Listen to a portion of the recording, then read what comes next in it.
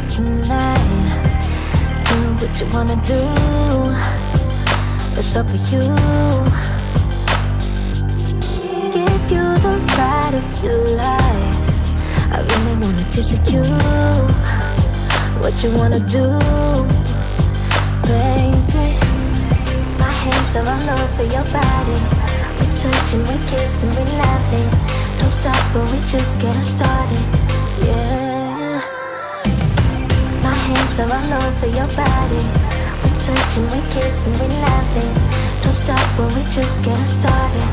Yeah. Baby, do it, do it, do it, do it. Give it to me, baby, give me up all night. We can do it, do it, do it, do it. Do it for me, baby, you know how I like. When you do it, do it, do it, do it. Give it to me, baby, give me up all night. We can do it, do it, do it, do it. Do it for me, baby, you know how I like it. I'll be your slave for tonight. Give you the ride of your life, baby. I'll be your slave for tonight, baby.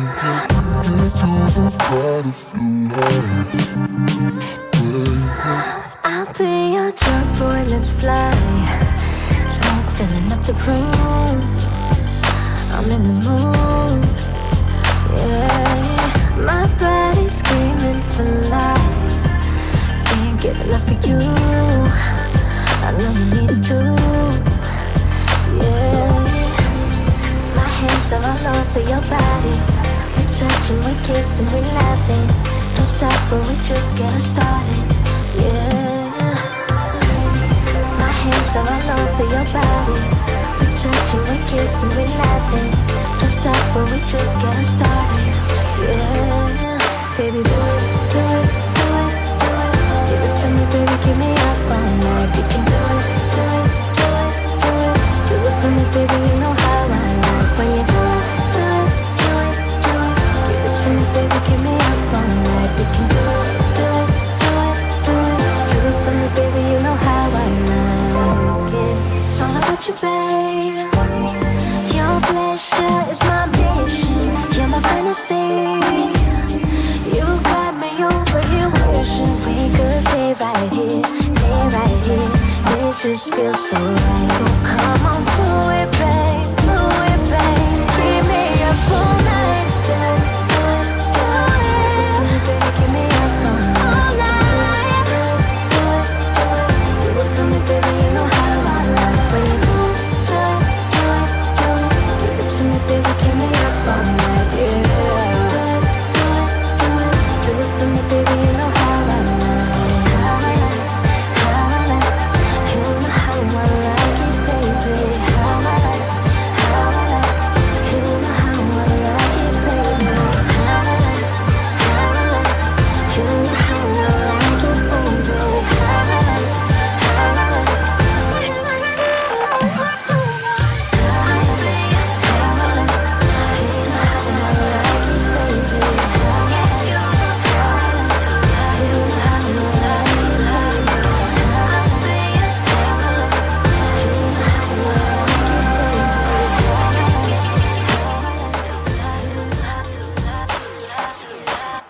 Hello and welcome. Let me just play another song. And I am not prepared. I am not prepared. Oh, there we go. There's the background music. So that leader, hello, dude. He just that's fucking amazing. That's fucking. So he just posted in chat that he has a present for me and that he has given the AI. If you do not remember, last time when we reacted to a bunch of videos, one of the videos was from Dead Leader. Let me see if I can switch to the other cam. There we go, or to the other screen, actually. Okay, so yeah, one of the videos was Dead Leaders, and this is actually fucking amazing. I like this, honestly. Hey, Lyrium. So, Dead Leader made a video where he gave AI, like, I don't know, I don't even fucking know how it works, honestly, but he gave like AI some commands to make like concept ships for Star Citizen, and he was trying to make one dual ones. Did you release the Drake one or the Argo one, Dead Leader? But yeah, like he gave he gave like the same commands for my logo basically, and I really dig it. Although my beard is not really that weird. I mean, it is weird.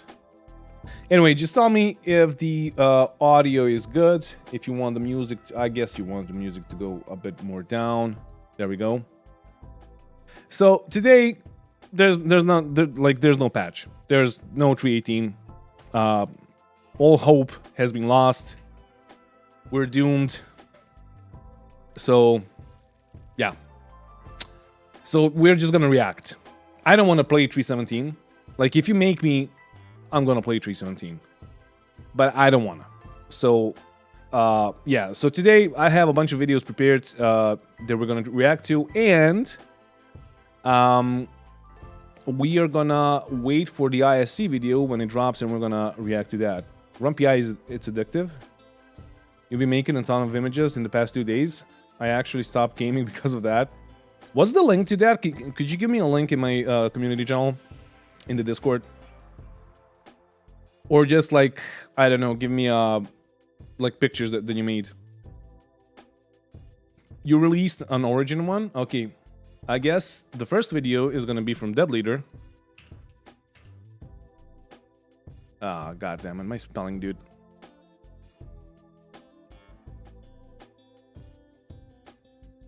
Alright.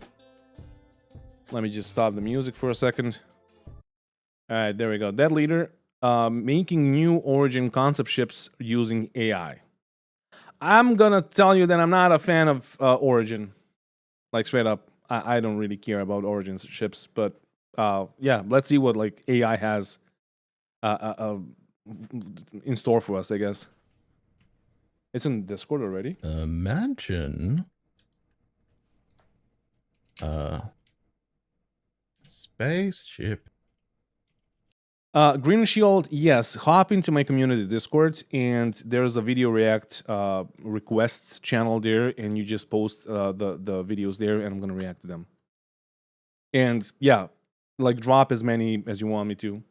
Not all of them need to be Star Citizen related, but yeah, let's watch the Dead Leaders video.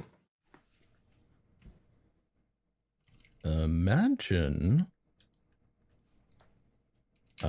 Exactly, Dead Leader. spaceship.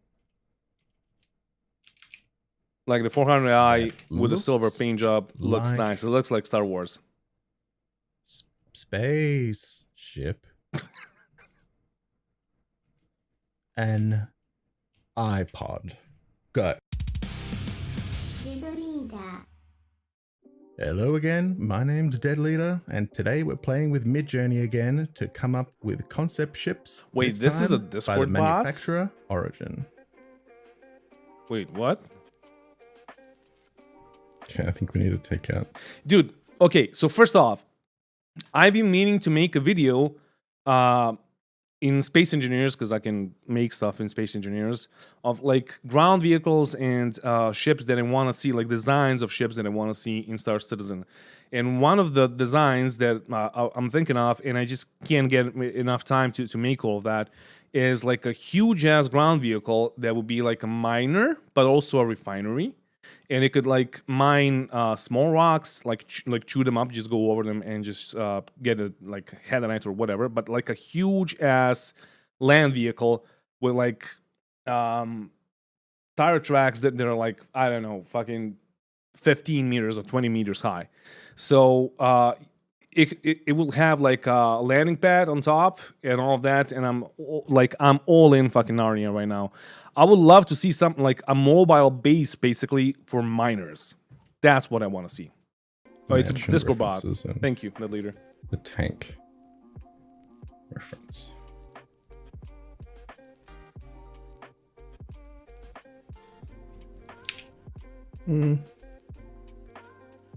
It's interesting, the idea of having a habitation kind of thing come down. It looks like it's it's a flying spaceship Then when it lands and it has this like Yeah, something mode, like a it's Dune like Spice Miner. Yeah, home from Dune. that can Not be Dune. sort of driven around. It's interesting, but it's not really Origin. Java crawler will be just like too high and like the wheels are too small for the terrain in Star Citizen. So more like the Spice Miner from Dune.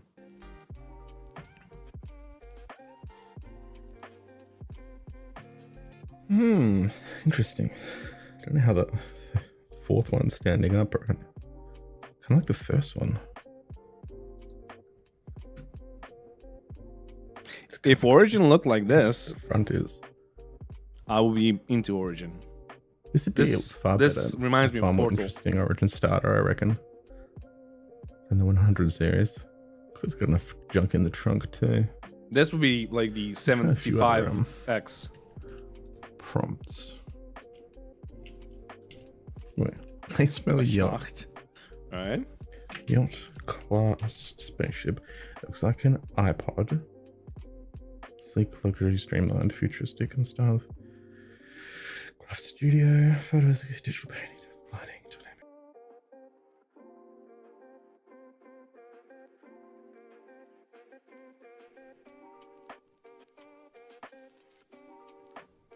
Damn. Okay, wow. Yep. So the top left and the lower left are my favorites.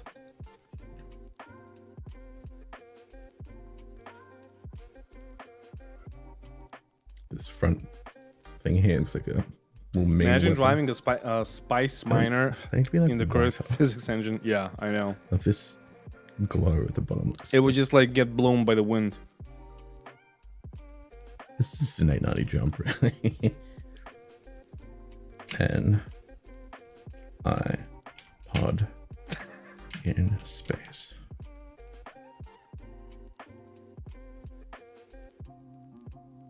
Is that a Zune? Yeah, this it's like a Zune. Looks like a Zune and like a combination of Zune and my first How does it iPad not even make an iPod white? or That was the whole iPod point I was using it from as a reference. 2000s, like early 2000s. Like, give me a space iPod with nipples. Damn. Kind of want those iPods. How are these images so fucking Got a good? guy in the background. An original. And there I am designing my own stuff for the prints for my merch. I should have just used the AI, honestly. White Apple iPod floating in space. Yo, fucking, if you work for Zune, take note. But there's like dual joysticks. It's fucking, why is this sick? This guy's been filming himself. He's been taking selfies on his iPod again. Look at these lights. Yo. Wow, this thing does not know what an iPod is. Hell, this guy shit. This guy looks like he's shat inside of his fucking astronaut. Yeah. Get me out of here. Did you try the iPhone? Imagine a luxury space ship. I should try this on White stream. Chrome luxury spaceship. White and room luxury spaceship. I mean, I would yeah. if it wasn't on Discord, honestly, Of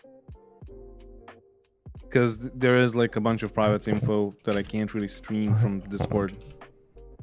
I mean, I can, but whatever, honestly. okay. This one got some fucking haunted shit in the front. Wow. These look like got caricatures, honestly. This is sick. This is like You- original. You constantly were saying Origin. iPod like a boomer. Kind of looks like Origin meets Misk. Now that I look at it, it looks stumpy feet.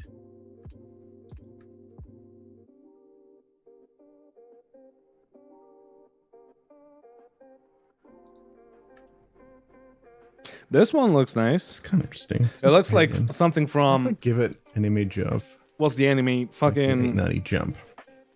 Ooh, have some concept images of Cowboy 890 Jump. Bebop. Yes. Looks something like from Cowboy. Oh my god. Okay. Oh my god. Yes. Yes. Yes. I would buy that. No, not this, but like the next one. Link. 890. Imagine. What? Link to one of those. And then say. The second one is the best one. Come on. It's so fucking asymmetrical and it's so good. What's up, Randall?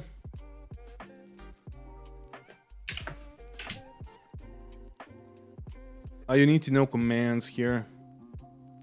Shit. Then give it this description. Oh, you gave it the okay, yeah, I get it. Let's see if we can't improve CIG's own concept books. Oh, that's rude to say. So now it's looking at both of these images.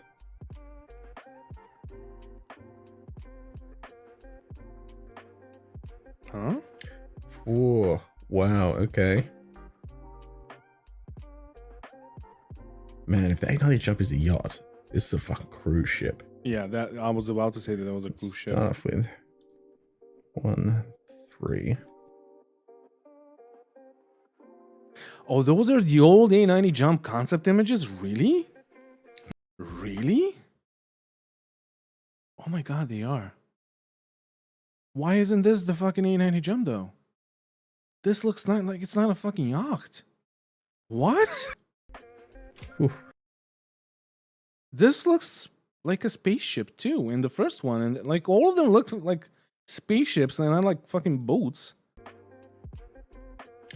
What's up, Whoa, Dart? wow, okay. Man, if the 890 Jump is a yacht, this is a fucking cruise ship.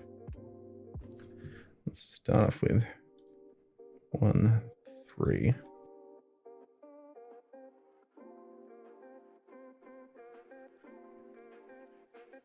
I don't like that as much as I did before.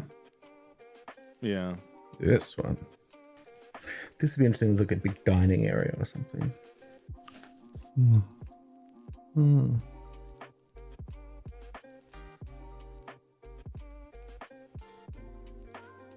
There is something to this, I think. Yeah, most of these are really cool. I really, really like them.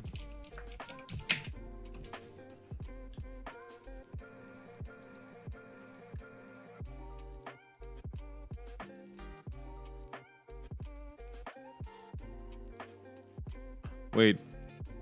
So essentially you give it a description and any image prompts, and it gives you 4 options on a grid. Then you choose to upscale them or give you variants of them. Huh. Dude, like, I don't know, like, me, like, seeing what you're doing here, it just looks like you're hacking into Pentagon, honestly. I'm a musician. I'm not a... I'm just gonna say that I'm a stupid musician. Hello. Yes. The chirp derp derp. Wow, whoa. These are all sick. Right, we're upscaling every one of these. Fucking these are dope.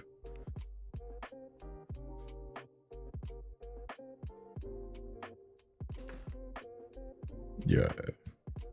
This one is a bit like weird, like in this spot, but looks like a really cool. Oh my god! No, just imagine the view from here. That's what like CAG wanted with the 600i in the bedroom.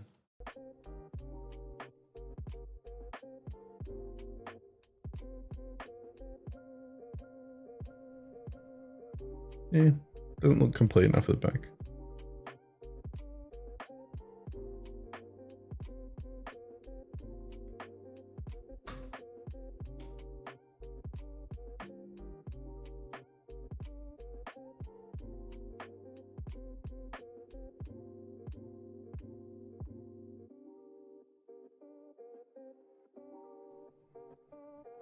It's kind of sick. Is that the 890 jump means the Banu Merchantman? Yeah. The new Banu Merchantman. I hope that this music is not copyrighted. Dead. 1080 no scope. I love it.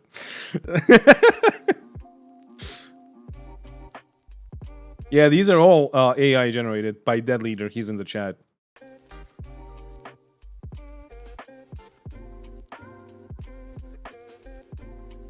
$580 skip.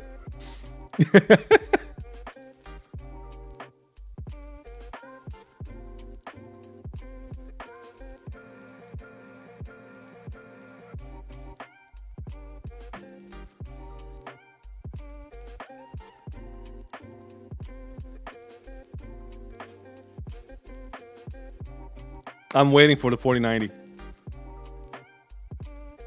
There has to be a 4090, right? 420 bellow.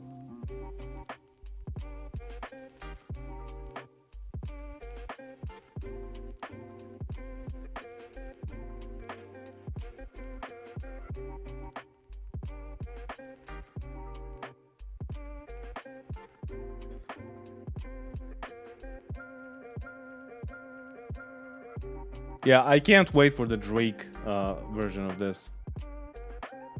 69th answer. All right, well, I hope you enjoyed that. If you'd like to see me make some of these ships live, you can follow me on twitch.tv/deadleader. And if you enjoyed this Oh, video, you're please streaming? give it a Okay, like and- nice. So that later is currently, if you didn't notice, he is in the chat, and you go and sub to him. It's a cool video. The first one was fucking amazing, and I loved it. The Vandul one, even though it looked a bit like Drake, like it looked like a bit. It seemed like it was like human design. The first one, but yeah.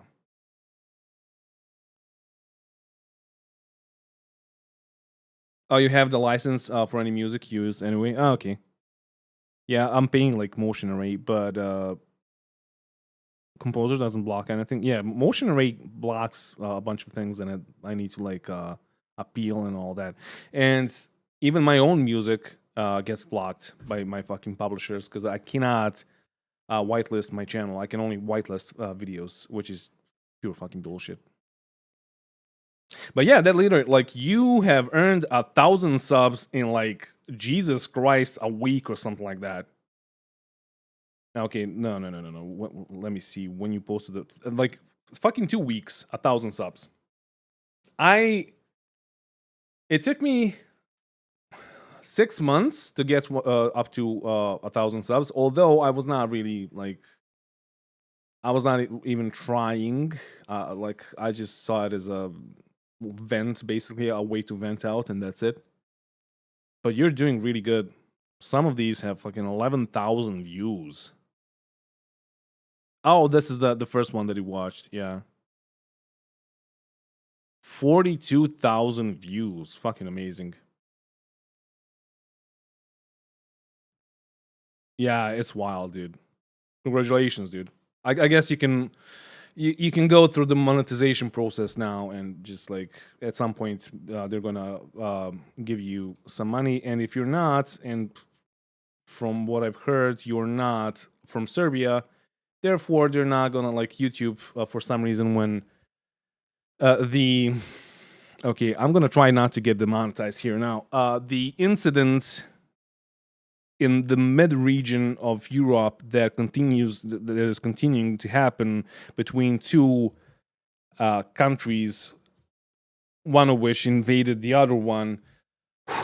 When that happened, my country stood on the side of the invaders, and like all of the YouTube channels got demonetized. So yeah, you should sub to him. Although that leader, I would love to make a podcast with you because you're like a new and upcoming guy.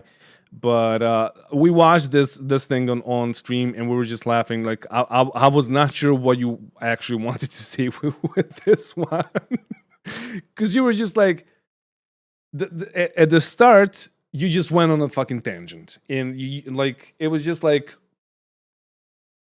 I don't know, listening to my girlfriend speak. Like you start hearing, and then this, and then this, and everything is connected, and then this, and then in the end, I was just fucking confused. Honestly, that's why I left you a post like, "What?" question mark.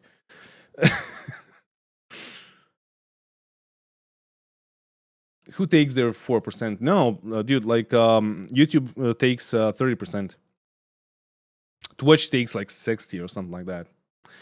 Anyway, we have a new, Greenzilla. I see that you posted a link. We already have that prepared here. We're gonna react to that. But first, let's react to this one. This one is from 11's Hanger. It's called Star Citizen Cheating in Star Citizen 2022. Straightforward.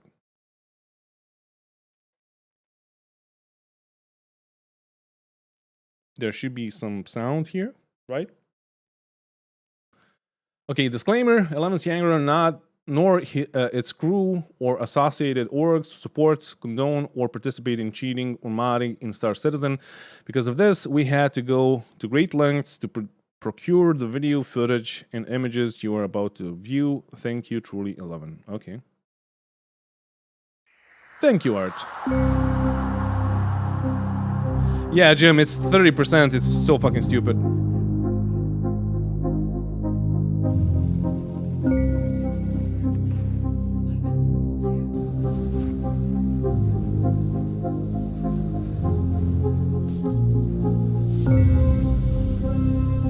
Oh, you're actually in game marketing, that leader? Nice. Then I have to have you on the podcast, and we got to talk about the marketing, CAG's marketing. Have you ever experienced PvP encounters in Star Citizen that challenged all you thought you knew? Maybe your opponent moved too fast, or did more damage than you thought normal? Perhaps you saw a damaged ship recover to full health while still engaged. How about a Pisces with Gladius-like maneuverability and damage output? Tonight, 11's Hanger brings you a special edition What's up, Looney? of Paranormal PvP. Here, an unsuspecting pilot approaches an Ares Island. What is this music, though? Like, am I watching a History Channel documentary? Like, what is this shit?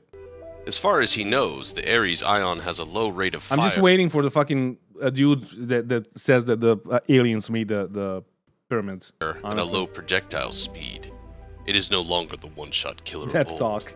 He approaches, All right. aware of the horrors Well, we can do it next week, Dad, if you want to. that await. Desync, Or maybe even Cheating, this Sunday. Why not? paranormal phenomena. If you're up to it. You be the judge. An anvil. Okay, Hawk. I was not watching the video. What the fuck happened here? Ares Ion has a low rate of fire and a low projectile speed. It is no longer the one-shot killer of old. First off, what the fuck is this shit? 69 out of 46 shots. Okay. He approaches, unaware of the horrors that await. Desync, cheat. What? Okay, so first off, at the start, they said... Where the fuck is the disclaimer? 11th Hanger, nor its crew, I guess it's an org, or associated orgs, support, condone, or participate in cheating or modding in Star Citizen. And then you have a first-person perspective of this. An Ares Ion. As far as he knows, the Ares Ion. All footage and images acquired by investigation and verified for authenticity. As far as he knows, the Ares Ion has a low rate of fire and a low projectile speed. It is no Sounds longer like the Twilight one-shot Zone. killer of old. He approaches, unaware of the horrors that await. Desync, cheating, or paranormal phenomenon. What the You fuck be is the this judge. shit? An anvil hawk, exhibiting UFO-like acceleration, sets his eye on an Aegis hammerhead with designs to take him down. He charges this- his EMP while wildly approaching Okay, first of all, what the fuck? Secondly, is this like sped up? the hammerhead. when something strange happens.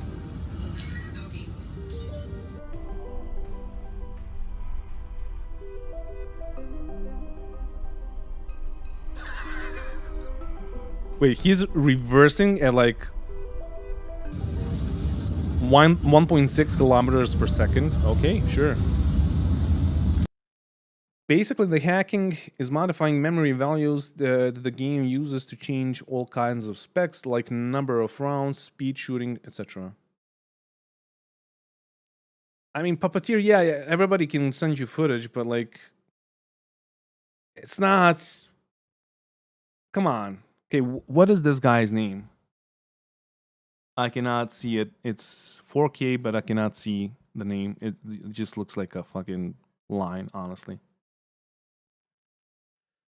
I mean, when you catch a cheater, you're gonna catch him in the game. Like, okay, I guess. Watch distance from targets. Hammerhead. Okay. Again, I ask, desync, cheating, or paranormal phenomenon? You be the judge. Oh shit, my camera's in the way. Yeah, shit. Sorry about that. Where the fuck is it? Is this the camera? I hope that it is. No, this is cam 2. Give me a second. All right.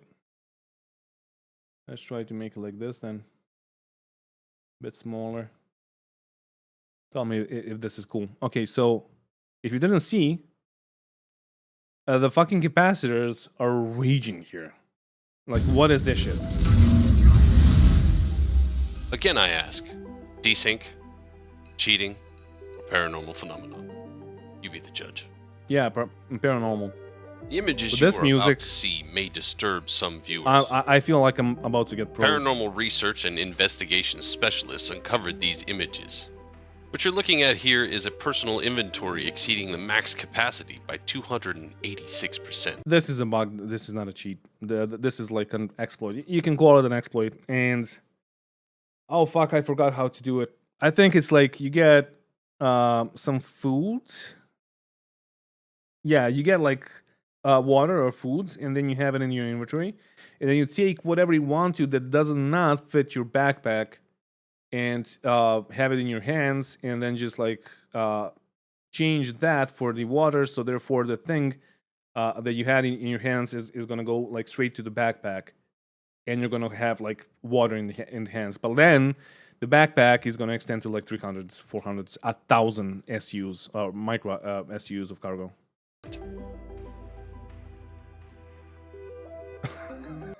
Grumpy, hi, you sassy piece of meat. Oh, hello. What the fuck? This next slide shows almost 10 million units of quantum fuel. How is this possible? I mean, Drake Cutter. Hey citizens, this is 11. A little over a year ago, the team here at 11's hangar noticed some anomalies in PvP, and we started researching and investigating.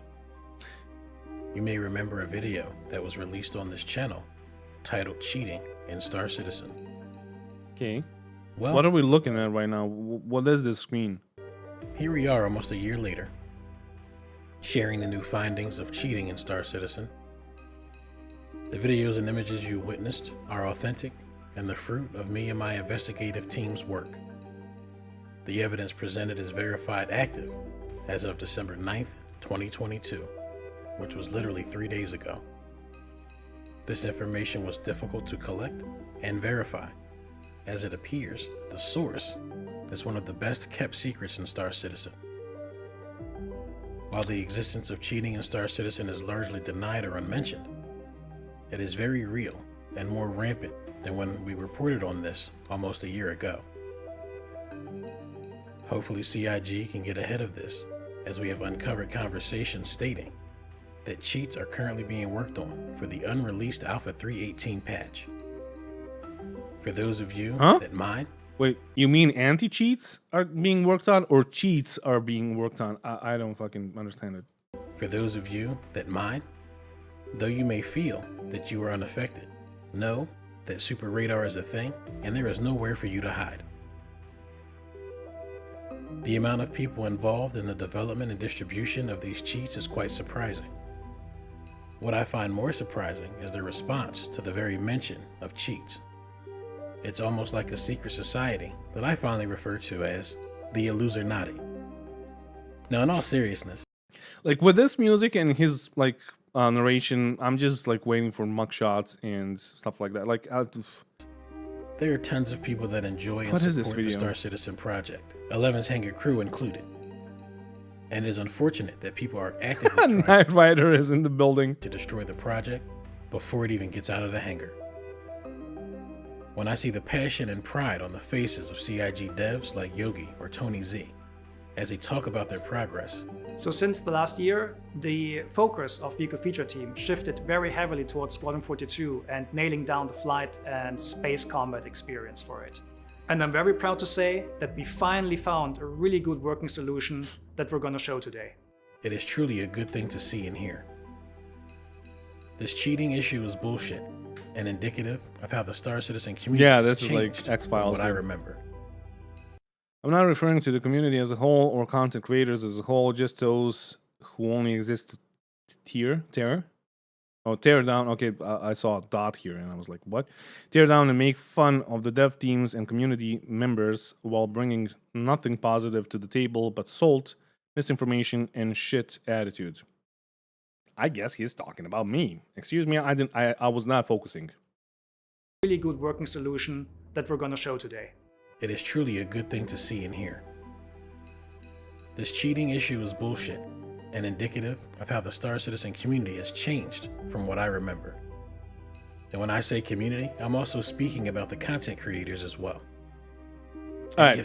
So, as a content creator that was cold, salty, and that people say that like I spread misinformation, name one misinformation that I spread that I did not correct after like that I didn't say I'm sorry because I like last video I said the Hull C is not going to be released anytime soon, and then like a day later I checked the progress tracker and I saw that the Hull C is about to get released because like the what's it called, the progress on the progress tracker is about to finish in like a couple of days, like in December.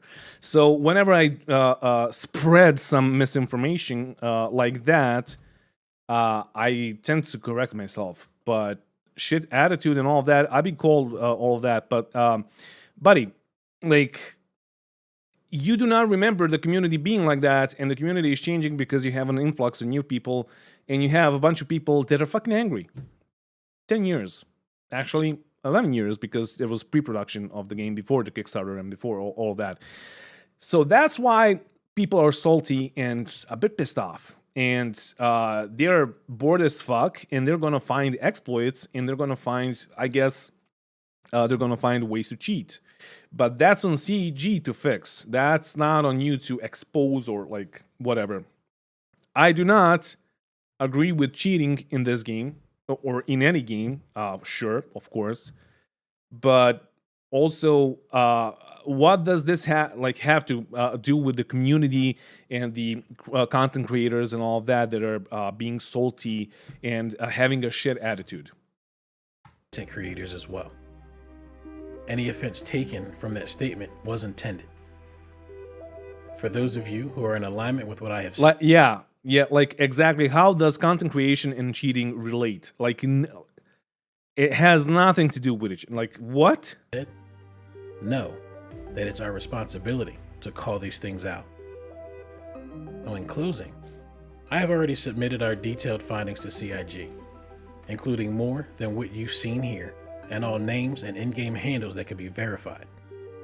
I have also included a link to a very interesting article covering the effects of cheating on the player base, the game, as well as the company itself. I appreciate you taking the time to watch this in its Star entirety. Rattles doesn't have any cheaters. Stay frosty, and I'll see you in the verse. All right, so I mean, the video itself is good.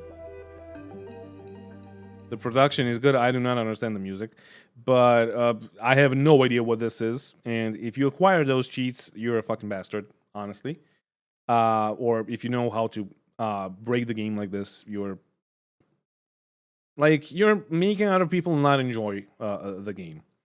But like if you saw the eye on it at the start, if you just joined, you didn't see this. Of old. This is straight up He bullshit. approaches. 69 out of aware 46 of shots, the and horrors then that await. Desync, cheating, or paranormal phenomena. and honestly, I would not say that they acquired footage. I honestly think that they recorded the footage. I do not get the video at all either. So yeah, whatever. Here's the link. You can sub if you want to. All right, so a bunch of you asked me to watch this video from Obsidian Arts. Obsidian makes amazing videos, and I'm really curious to see what this one is. Our bad publicity is good for us. This is a quote from CIG according to a new article on the website Asia One. They actually said that. There's skepticism around the project, 100%. Star Citizen developers know what's been said about the game, but our bad publicity is good for us. I mean, we all know that. Bad publicity is still publicity, so yeah. It's echoing the sentiments from that old saying, there's no such thing as bad publicity. Yeah. Asia One then have said CIG feel that this holds very true for them. Exactly, Brad. Like it's so stupid. These cheaters are just recording themselves and sending it. Like, if I had time, I could probably sharpen the image and see the names of those guys. Like, they're not even fucking covered, so you can see the names in the ships. I don't fucking understand it. So whatever. You feel like they're being legit? Yeah, I don't know. Anyway, let's watch Obsidian Arts video. Bad publicity is good for us. This is a quote from CIG according to a new article on the website Asia One. It's Yeah, echoing the any sentiments publicity from that is old good saying, publicity. there's no such thing as bad publicity. Asia One then have said CIG feel that this holds very true for them, but not only that bad publicity brings them extra funds and extra players. Now, the article reports on a conversation between the website Asia One and the Vice President of Marketing for CIG, Elliot Chin.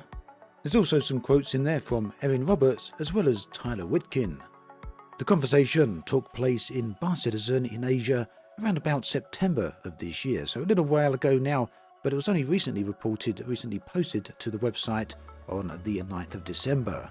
There's a few interesting tidbits in the article, so I want to go through them. Additionally, it gives a nice insight into CIG's thinking and approach towards the production of both Star Citizen as well as Squadron 42. It's well known then that at this point crowdfunding for Star Citizen began over 10 years ago, back in 2012. As of this date, they've raised over $500 million and are still in alpha access. Elliot Chin discusses an upcoming beta but discloses no date for that, but does mention a beta multiple times. It seems then this will be a significant moment and a step forward for the game, but unlikely to happen for quite a few years, at least I would speculate so. First up on the cards would be the new tech that everyone's been waiting for. This is server meshing. It will allow the servers to better handle the amount of traffic and data that flows through them and is essential for the next star system of Pyro. A year ago or so, people broadly expected server meshing to release at some point in 2022. Now, due to the complexity, It was supposed to be released in 2018, and then 2019, and then 2020, and then COVID, but then 2021, but then 2022, and maybe 2023. So, yeah. Any idea when 318 is coming? Fuck if I know. Probably tomorrow. Maybe. Hopefully. It was supposed to be released last Friday, and then Monday, and then they had a few patches in the Evo Cuddy that were completely broken. So, yeah, you don't want that in Wave 1. Because Christmas and all of the holidays are coming. So, yeah, they're not going to be there to fix it. Anyway, of development with Star Citizen that has been delayed to the first quarter of 2023. However, we can really expect some future delays for this, some further delays, at least according to the article. Elliot Chin says, we can say that we are looking to get server meshing in by the end of next year. So that would be the end of 2023. Now, it's kind of unclear. all right. Whenever they say, and now I am fucking depressed as shit. Whenever they say by the end of next year, that almost always, no, that fucking always, not almost, like always means in 2 years. Not in like a year, but in 2 years. Hopefully I'm wrong. Honestly, I was thinking maybe they're gonna release it by the end of next year. Until I saw this, because like when they say Q1, it's gonna be Q4, right? When they say Q2 is gonna be Q1 next year, it's always like 2 or 3 quarters later, right? Sometimes it's not even gonna happen. Like the M50 engines or the thrusters that were supposed to be exchangeable, that was supposed to be released in 3.15 or 3.16, I'm not sure, but we still don't have those, and we can't even fucking see it on the roadmap, so whatever. But whenever they say this, that means that we're stuck forever. And yeah. Anyway, Whether he means the first implementation of server meshing here or the final and full implementation, but no. Obsidian, come on. Server meshing by the end of next year. They're not gonna be, like, why would they talk about the dynamic server meshing? Like the like we're currently talking about the, what's it called? It's not the opposite of fucking dynamic. The static server meshing. There we go. The static server meshing. So why would they even fucking mention dynamic server meshing? That's not going to happen anytime soon. Probably not in like the next 5 years. is the first implementation of server meshing here or the final and full implementation, but it kind of seems that he's suggesting that this will be the initial implementation. So yeah, quite a way away and still a bit of a delay there to be expected. In fact, the article goes on to say that CIG are well aware of players' frustrations and that they do understand, but the enemy, as always, is time, and this is something that CIG do. It's not just that. It is not just time. It's also marketing and treating your customers or your player base as just customers, as you're like a car dealer and you're selling them shitty cars.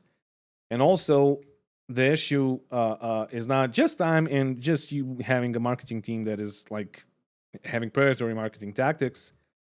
It's also the mismanagement. And you have, like, on Glassdoor, we watched it, like, we took a look at it a couple of streams ago.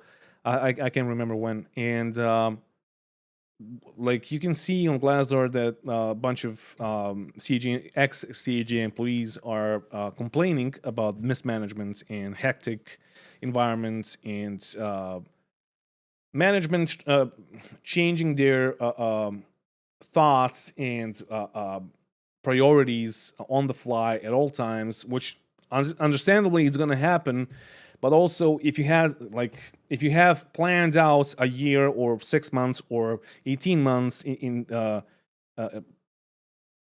like most of the design teams, most of the vehicle content teams and the feature teams and all of that, most of them have plans. But those plans tend to fucking change at all times.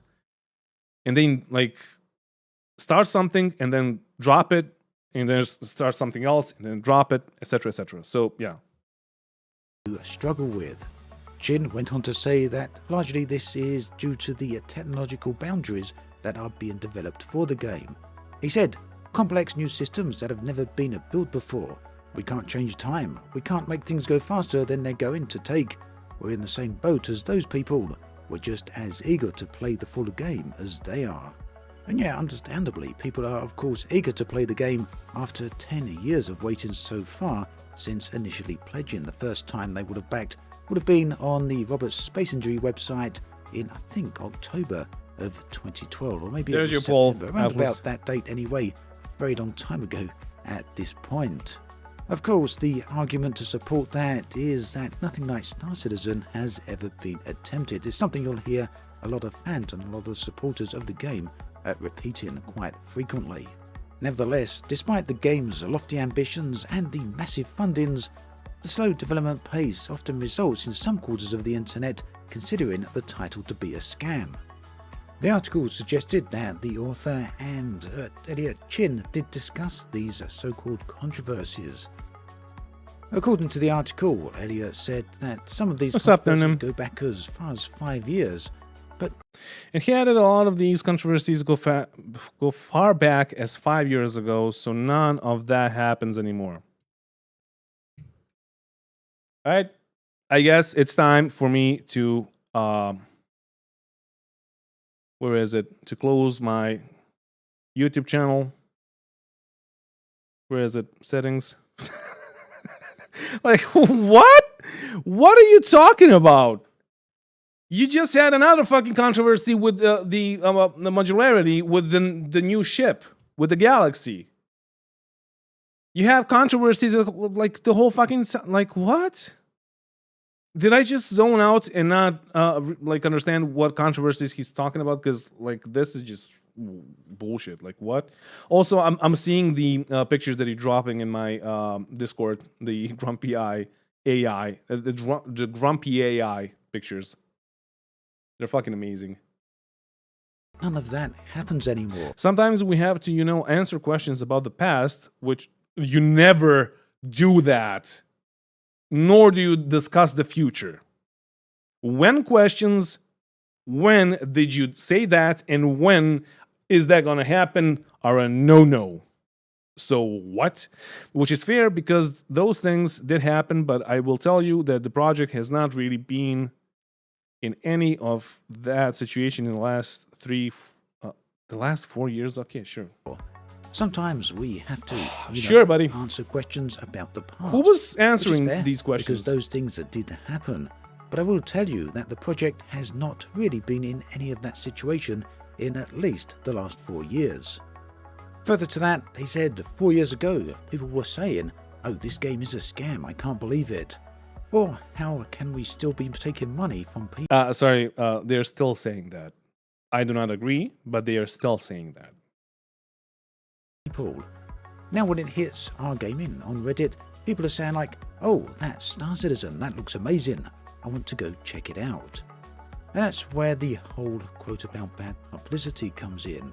He observed, anytime there's something negative about us, people actually go on to recommend the game to their friends. There's the saying that no publicity is bad publicity. Okay, so what happens when they check it out, though? What happens? They check it out during a free fly. They maybe buy a package, and then they ask for a refund. Because last year or this year, I'm already in 2023. So this year, I had at one point I had like 750 referrals from people that watched my videos and bought the game from my videos during free fly. And then, like by the end of the free fly, I got I had 690 referrals, something like that. I have like almost 800 now. So that's just my channel, and that's just my referral code. So you can imagine how many people actually ask for a refund after buying the game, or how many people. You can see the YouTube videos from other people on the internet that are trying the game and not liking it because it's in a broken state, etc., etc. It's an alpha, blah blah blah. It doesn't matter. So after 10 years, we're still talking about this.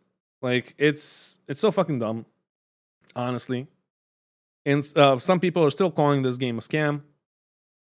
Like the game is not a scam. Go watch my video when I talked about that. If it's a scam, it would be the stupidest fucking scam ever, because they have like 800 people to feed, to like pay on a monthly basis, plus the offices, plus the servers, plus whatever. So that costs a lot. So it's not a scam. Is it mismanaged? Yes. And that's what the community is saying.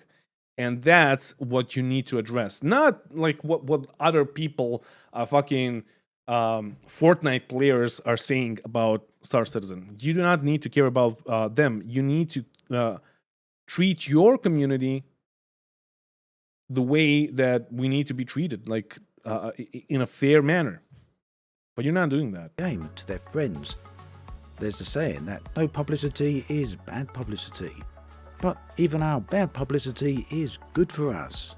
In short, CIG prefer to allow the game to speak for them, to allow There's a saying that no publicity is bad publicity. No, there's a saying that goes bad publicity is good publicity, is also publicity. So, the game okay, to speak sure. for them.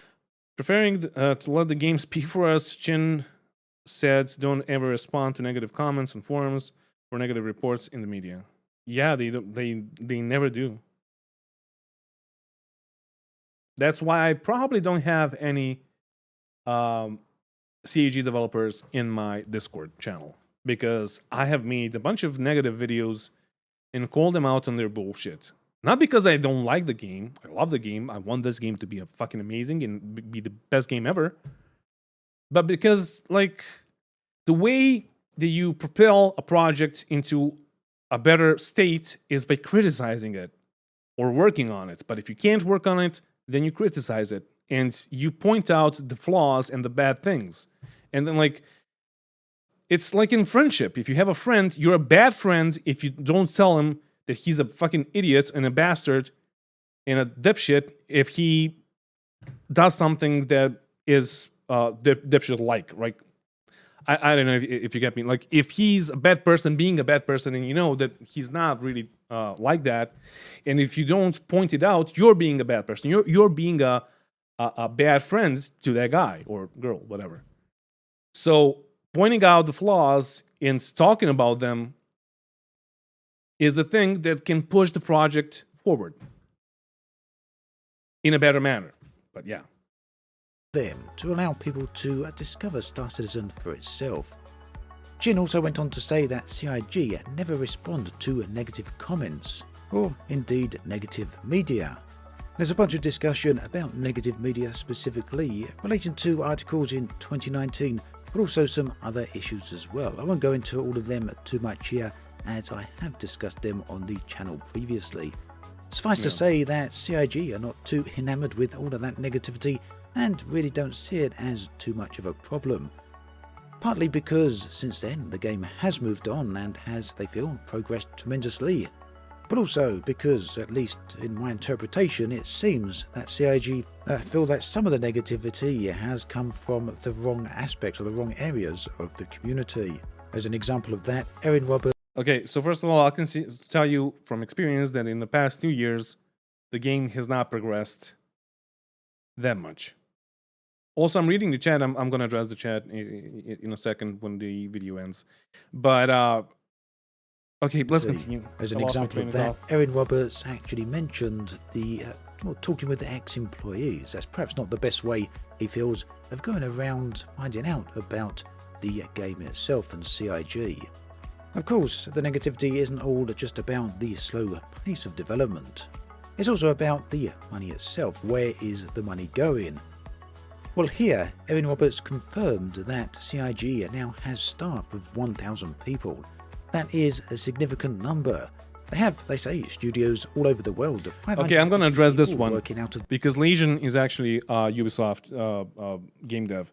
So he said, in the gaming industry, you give the person a great service if you give him constructive comments. In the SC community, it's often way past constructive comments, but it's same though.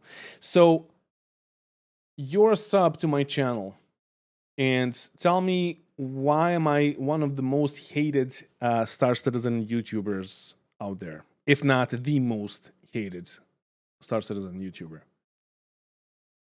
Were my criticisms not constructive enough, or like that's the problem?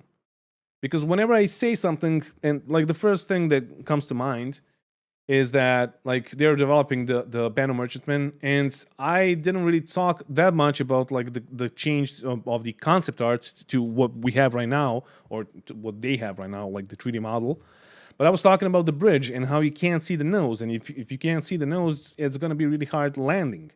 And like they had like a video of them sitting inside the captain's chair or whatever, pilot's chair. So when I said that, people fucking hated me because I'm either being negative or I'm an armchair developer. I'm just pointing out the fucking flaw. The chair needs to be higher. And that's it. And most of the things, like when I post a video on bugs that are gonna break a patch that need to be fucking fixed right now, I'm hated by the community. Developers probably fix it because they have to at that point. But you saw what happens to me in my comments. Like, whenever I comment on Spectrum, and I know that they know me, whenever I comment on Spectrum, I'm just going to say mistreated. Because they're trying to find... I'm trying to be as nice as possible, as polite as possible. But sometimes somebody just gets on fucking nerves. But the responses that I get, they never get deleted or banned or timed out or whatever. It's me that gets strikes. For what? No, I think your comments are fine. The community on Spectrum are harsh, though. But I think you might be controversial because that hurts the White Knights, especially them. Yeah. But like, don't compare me to the people that I don't know, just want to talk about personal lives of Chris and his brother, etc. Like, I don't know. Let's continue. Fuck it. The UK, 150 in Montreal, and around about 130 in LA, as in the same in Texas and Frankfurt. That's 5 offices worldwide and a lot of development costs, so that explains they feel where they have 1,000 money is people going. Okay. They also feel that regarding money specifically. So from now on, from here on out, we're gonna say that they have 1,000 people now. Where the money is going. They also feel that regarding money specifically, there was a lot of discontentment between 2017 and 2018. And that back then, CIG gave everyone the opportunity to be refunded.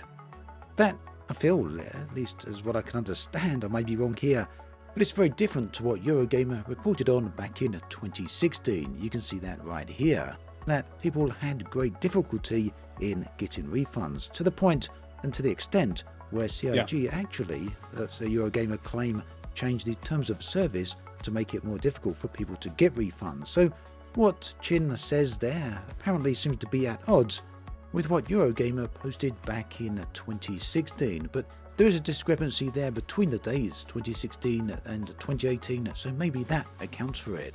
At any rate, the article does have a bit more content in it than what I've discussed here so far, in fact quite a bit more, so I do recommend that you check it out. I will link it in the video description below. The main takeaway points for me are the subjects on server meshing, something that we're long awaiting for. We can see the pyro footage in fact on the screen right here. This footage is a number of years old at this point and still hasn't made the appearance into the game. So the fact that CIG via this article are saying that we shouldn't really expect server meshing until the end of 2023. This was shown in 2021. I don't want to show you what was shown in 2016 with the sandworm and all that. Well, that's a little bit of a shame, probably a bit more than a shame actually. Very eagerly awaiting us to see this and to get hands on it. It all looks pretty good. The other main takeaway point for me is that CIG... See, the difference between me and Obsidian is that I'm getting angry because they lied to us yet again, and he's like, it's a shame. What you gonna do? I mean, it is a shame, but it also makes me fucking furious, honestly. appear to feel that any negativity and any bad publicity about Star Citizen really are not a problem. Another way of looking at that then is that CIG feel that things are going very well indeed right now for Star Citizen, and that the future for the game is likely very bright. Of course, that doesn't mean we can expect a beta or full release anytime soon. It just means that CIG are happy with things the way things are right now and with the way content is developing. I mean, they have earned 100 million in a year that had a single patch. So Your thoughts and feelings on all of this in the comments section below. Do you He's see British, I'm surprises Slavic. here with what CIG have Okay. said? Is that something you we both queue, and we don't like those, but we do. expected or perhaps didn't expect? And what do you feel about CIG's take on the pace of development, as well as their so-called advanced I'm Slavic, I'm technology from that Serbia, has Eric. never really been made before? Let me know in the comment section below. I'd love to hear from you. As always, thanks for watching, and I'll catch you guys and girls next time. All right, it's a good video. I did not see this post. I'm gonna copy it to the, there we go, to the chat. And like, my main takeout from this is that server meshing is probably not gonna happen next year. If they say by the end of the next year, that only means it's not gonna happen next year. And then my suspicion that they were not even working on server meshing proves to be right, because yeah, by the end of the next year. Anyway, let me play some music and let me see what because you guys said a lot of stuff and I want to just backtrack a bit and see what you said. I saw a post from Dead Leader and I cannot find it anymore. Okay, so he said people who don't use the issue console but hate on people are so bad for an alpha. And I would agree with that, but also I need to tell you this, because you're new to the channel and you're new to the things that I was doing. So each patch, each PTU, let me switch to another cam like this. I think this is going to be better. Yeah, so each patch or each PTU that happened since I had the channel, I was doing PTU reports. And every time I would find a bug that completely breaks the game or breaks something, and I would post that under a video where I like the PTU reports videos, right? And some people hated me because of that. Some people loved me. In the end, I was right about most of the bugs and most of the OP stuff, like the Hurricane being OP, so they nerfed it a couple of patches later, but they nerfed it. And at one point, I stopped reporting because, let me show you. Actually, let me show you. And this is really important. I need to sign in. What?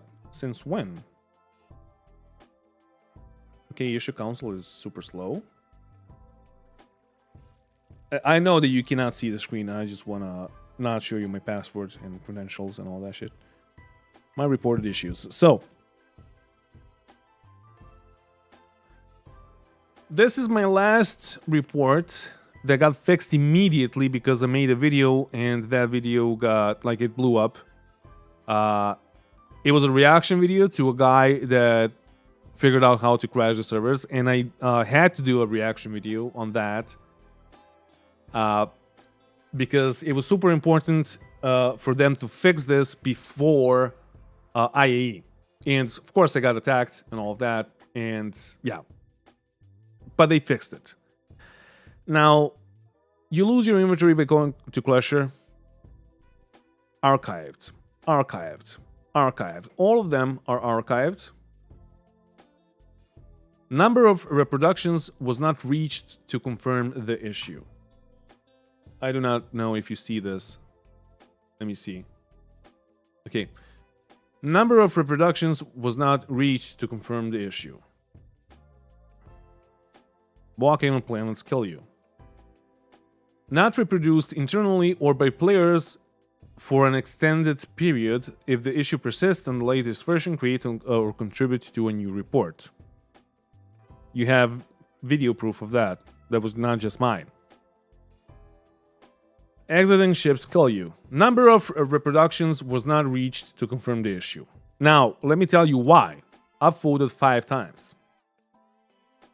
Because if you went to the link, you would see 404 issue not found. Link not found. Link not working. For most of my issue console reports. And then I tested it out with my friends. Then I tested it out with a bunch of people. And with the guys in the community channel. And with the YouTube chat and all of that. And what happened was that like maybe 10% of them could see the link. Could access the link. So therefore, let me just see if I can find the Cuddy. Yeah, I want to have this here. Okay, so therefore I made an issue console reports on the issue console. And my reported issues, there's just one. People are not seeing the same issue console reports. And then I posted that these are my issue console reports and the other guy is not seeing, or no, this is the, what's it called? The homepage, and the other guy is seeing a completely other homepage. And people, like when they click on my links, they get this. You lack the proper access level to reach this area. And all of them were either subs or concierge. So it's not like they were banned from that area because they didn't have proper access. I said 404 because that's how I remembered it, but it wasn't like that. It was like this. Like they would just see this. So for some people, they told me that like it seems that I got like banned from the issue console. For what reason? Of course I haven't, because if I have, I would be like I would be not able to post. And then the report is incomplete. Please fix staff. Wrong project. And one more thing, I was not shadow banned. I was just like, it is just not working. And then at one point I reported, this was before that, I reported this as hardly playable because it's just stupid. But what was happening, and I'm going to tell you real quick, is that I have video proof of that. And Cameron has video proof of that on his channel. But I had a couple of guys shooting outside the Cuddy Steel. I said Cuddy Black, I think. So see where they're shooting, and they're hitting the shields of the Cuddy Steel. But watch this. It gets worse. The shields are going down. And then at one point, you're going to see that you're hitting the hull of the ship. Like they are hitting the hull of the ship somehow. Once the shields go down. Shields critical. It's your own fucking ship, right? I think I have a jump cut here.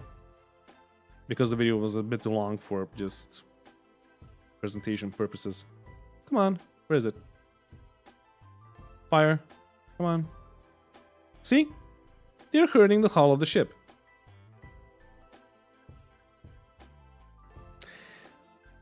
Do you know what the response was?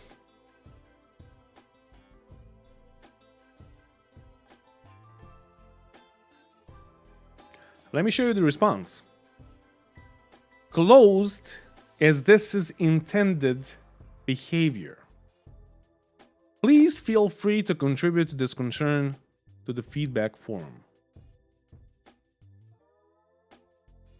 And then you have Faithless that was in on the back turret, being like, "Wait, what?"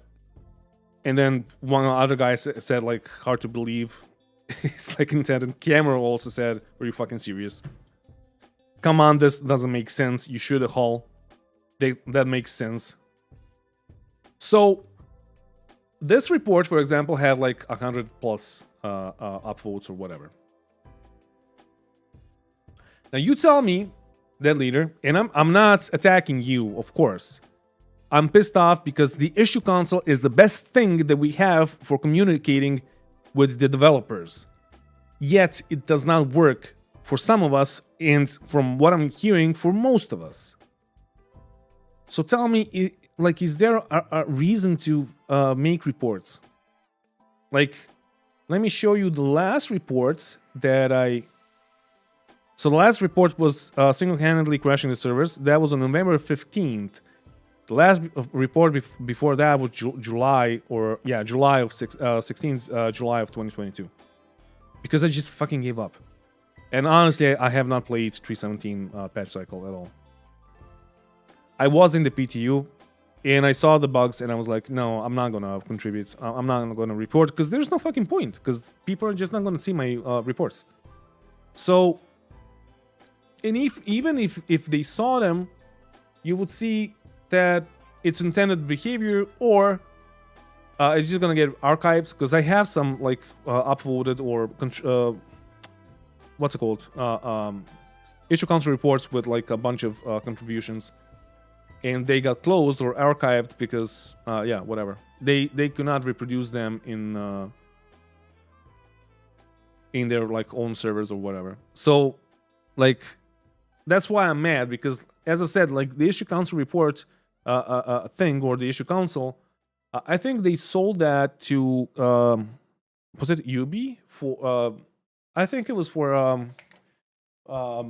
what's it called, the fucking game, Rainbow Six Siege. I think those devs got the issue console from Turbulent, I think. So they sold this tech to somebody else because it's fucking awesome. But also, if you don't have developers that are gonna check it out, if you don't have people that are gonna fix the bugs, we're gonna be in the same state forever, basically. That's the issue. And I understand that they don't want to really fix minor bugs and all of that, because, or bugs that don't really happen that often, because we're not in we're still in alpha, we're not coming into beta. There's a ton of shit that they need to add. So, for example, last patch, we had 30Ks because of facial animations. So they need to fix that. Like that needs to be a priority before anything else, right? But yeah, like, what's the point? And then you have another issue that, like, I'm not gonna find all the bugs. Like, some bugs were fixed because of me. They were really critical. Single-handedly crashing servers part 1. I have part 1 here somewhere. Oh no, they removed it because it was a really bad situation and an issue. So what was happening, let me show you. And the stream probably knows this because I showed this a couple of days ago too.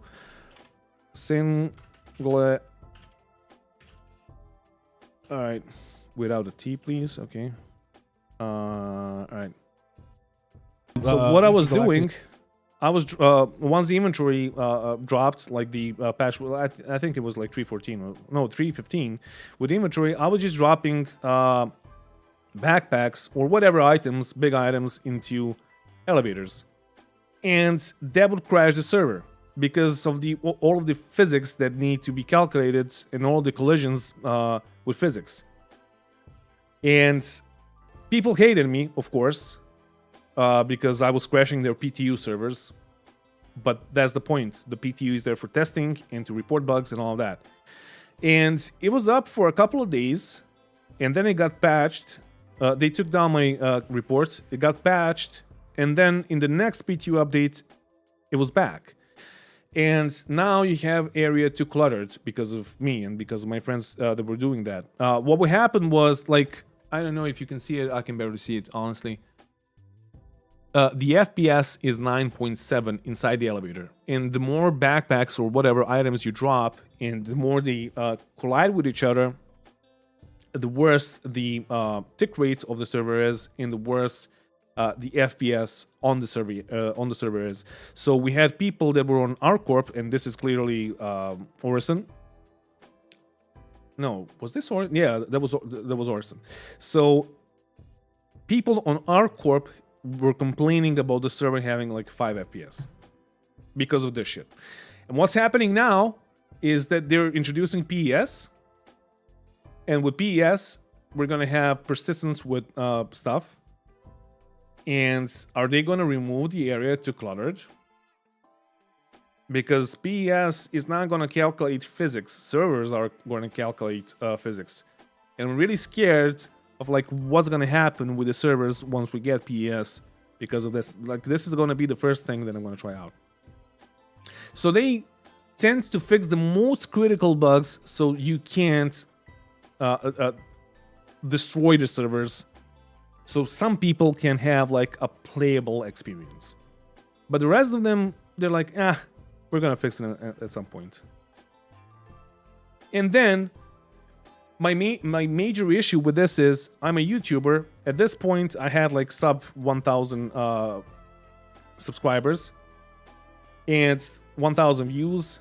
And I posted this, and the video, like, it didn't really blow up, but like people saw it, people reported it, and they fixed it. The next video, the part 2, with the Moab that you can equip and just wear it and break servers like that, I had 6,000 subscribers, and people are going to upvote that, and that's going to be resolved and fixed really quick. But the original guy that posted that video had already posted that issue council report 6 months prior to that in another patch. I think it was like 3.16, and it was flagged as fixed, but it was not fixed. If anything, it got worse. So, like, I always tell people, do report stuff. What's up, Demigold? Demigod. I always tell people to report stuff, but honestly, I don't even fucking know if they should, if it's working anymore. Can't wait to see the actual stats on decay timers and limitations of PS. As far as I know, it's not going to be decay timers. From what I've heard from CEG, it's going to be like... where's my fucking music? Let me play another song. There we go. So from what I've heard, it's going to be like... the items that have the most priority are going to stay there, are going to be persistent more than the other items, right? So I'm hopeful that like an empty magazine is not gonna despawn a ship or a ship hull while you're scraping it, for example. But yeah. Anyway, we have a couple of more videos to watch. If you want me to watch something else or any other videos, make sure you hop into my community channel because links are disabled in the chat. It's just a YouTube thing. It's just how it works. So hop into my community Discord and drop a link either in general chat or in video react requests. And I'm going to react to it right now on stream. Oh, this is Atlas Gaming. I think we got to talk today. We should talk today. Atlas? Are you ready for that, or you wanna? Yeah, I'm just gonna go through all of these and react to those. And if you're ready by then, I guess we can make a short video or whatever you want to call it on a short discussion on what's happening with the backlog of the ships and when some of the ships got announced, when they got released, etc. Because he made a spreadsheet out of all of them. Damn, roll the intro, Grump. I freaking missed it. No, this is live. No intro. I mean, I can have an intro, but it's also stupid. Why would I? So once the entire server maxes, then it goes to the lowest valued item and cans it. Yeah, that's how it's supposed to work, but we'll see if it's gonna work like that and if it's gonna be good.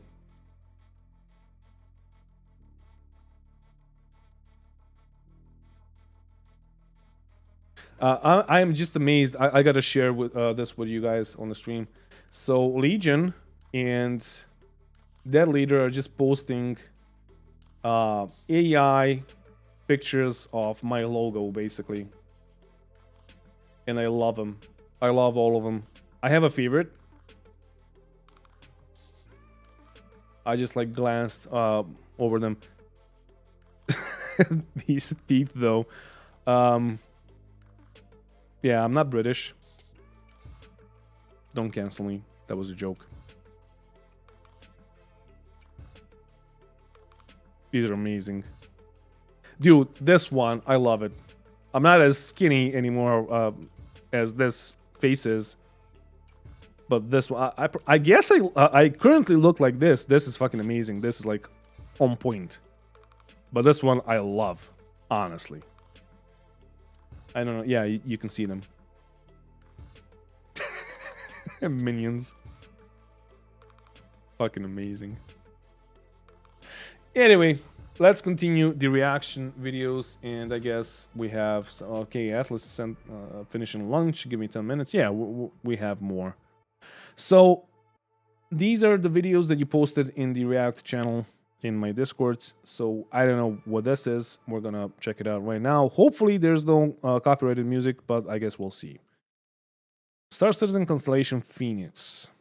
Okay. That's your legs for sure.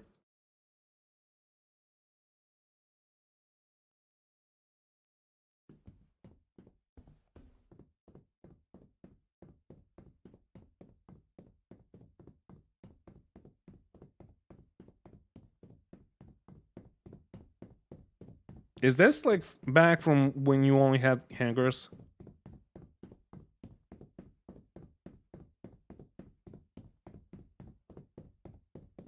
The sounds are really bad. There's no reverb. Reverb. Oh, no, this is not reverb anymore. What the fuck? Where's my reverb?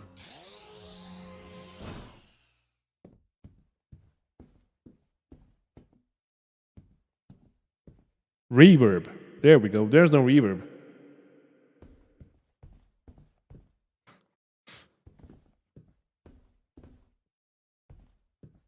Wait, what? Is this like a gray box? What is this? When was this posted? 2016? Phoenix? Huh? Oh yeah, somebody said.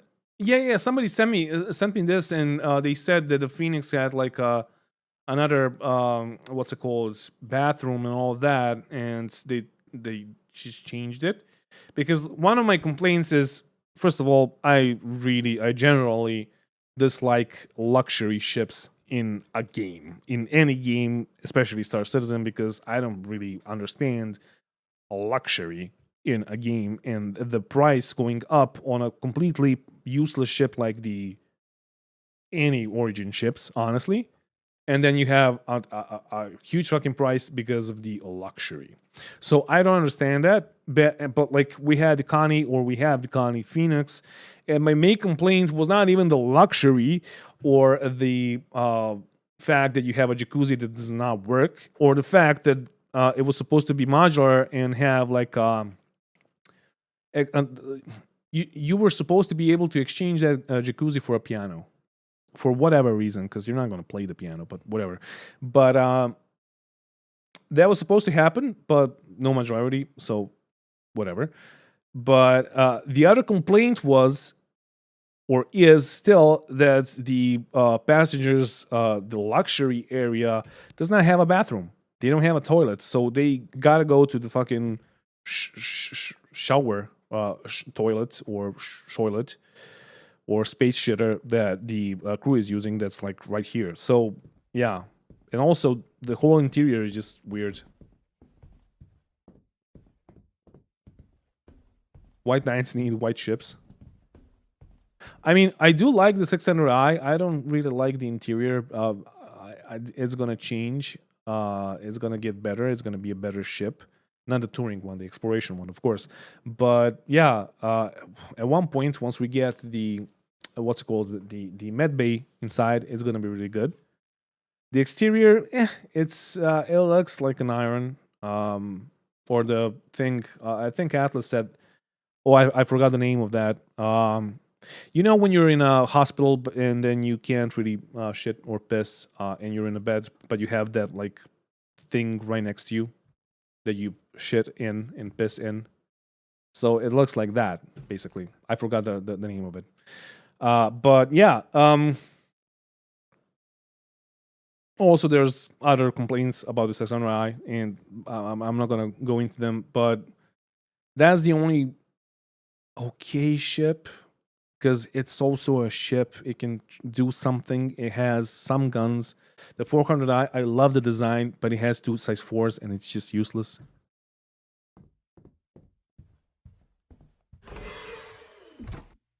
Is this like fan made? Like no, this is an engine. Like this is the old UI. Batpan, yeah, thank you, Batpan.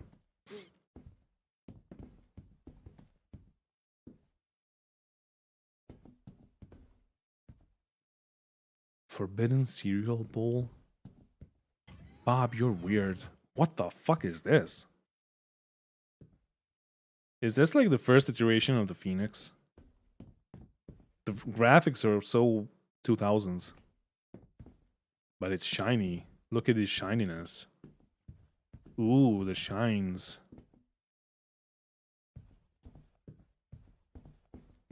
Yeah, the new chrome skin, that's why I like it, honestly. For the 600i, it makes it look better. Yeah.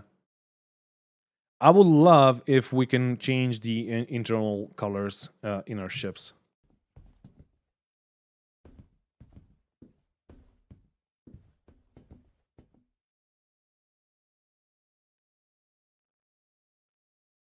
Oh, so this is the old Phoenix model. What?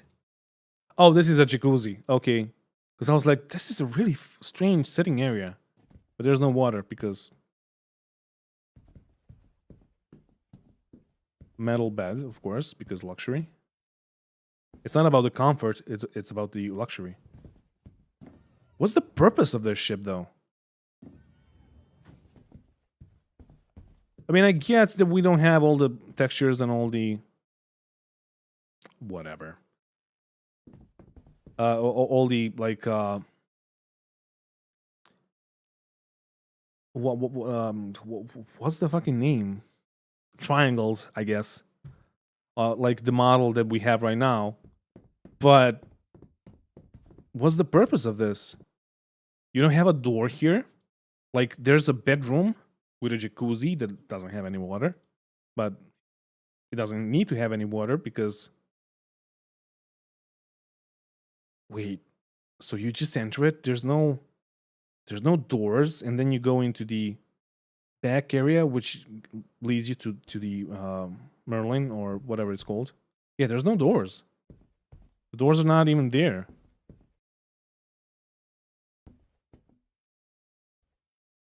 Yeah, you just go, and then you have a sitting area here with like plexiglass, so they can watch you sleep or have sex, or like, what's the purpose of this ship? Polygons, thank you, Jim. I tend to forget that word for some reason.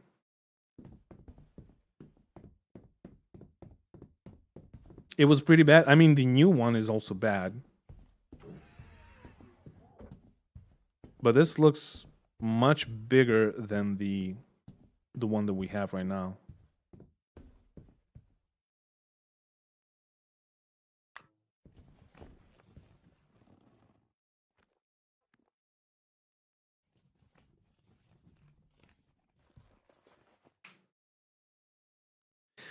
Eventually, you're supposed to get paid for VIP transport. I know that. Wonder if the level of VIP is determined how nice your ship is. No, I know that, but also, like, people keep on buying luxury ships because they're luxury and they're expensive and all that. Like the 890 Yacht Club or whatever they're called. Like, you know that's the point. I have more money than you. Like, that's the point. But also, like, the whole ship design is... if you have that ship, if you maybe in a year, by the end of next year, when we get server meshing, not going to happen, but like maybe if it happens, you're going to have more people online, right? You're going to have more people on the same shard as you, and maybe you're going to get like a bunch of people on your A90 or whatever. And then what? It's luxury for them, not for you, because you're probably just a pilot, and that's it. It's the same with the 600i touring or whatever. Like, it's luxury, but that luxury is not meant for you. It's for the other people. It's like what the old Lexus were back in the, I don't know, 80s or whatever. At least the models that I saw that were like here in Serbia. Like the front seats were shit and everything there was like, whatever. But the back area for the businessman that is being driven by a driver or a chauffeur, that area there was fucking amazing and comfy and luxurious. I wish they would put the large old school hangars. They stored all of our ships in one large long hangar. Yeah, that's gonna be coming back at one point. Maybe. They said that something like that is gonna happen again. Yeah, hire somebody to drive for you, but then like, I don't know. That's why I don't like Origin, honestly, because it's just pointless for me. Also, what is this? This is supposed to be the Archimedes, right?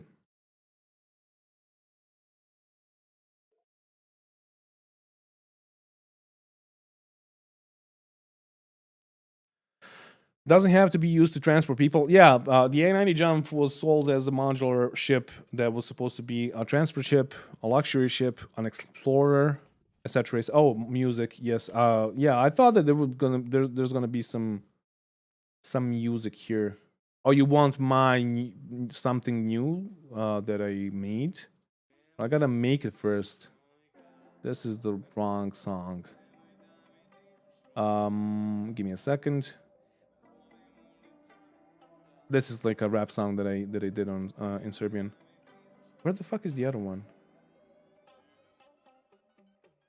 Oh, there we go. All right.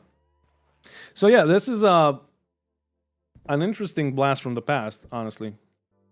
The MFDs look healthy.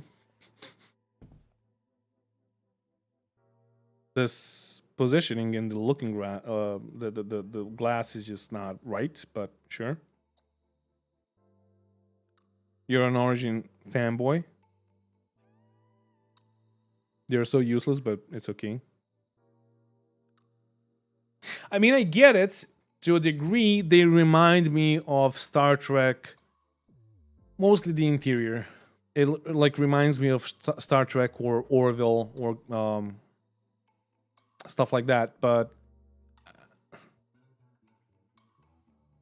we do not have that kind of gameplay here, exploration and all of that. So I don't know who posted this, but thank you. I guess I'm gonna leave you a link in the, there you go, in the chat.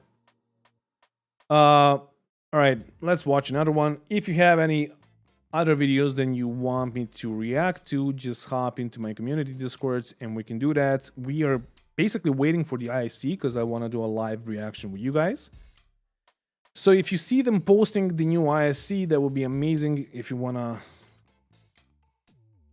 link that to me. Let me check, actually. Nope. What is this? Somebody posted this. Vertical slice. This is an hour long. Okay, we're going to skip this for now. 32 minutes. Star Citizen Naked Cops. Okay. Okay, this one is 5 months ago. 1 minute long. No music. All right, sure. Let's play this one. What? I don't know if this is copyrighted. I think that it is. I think it is. But fuck it.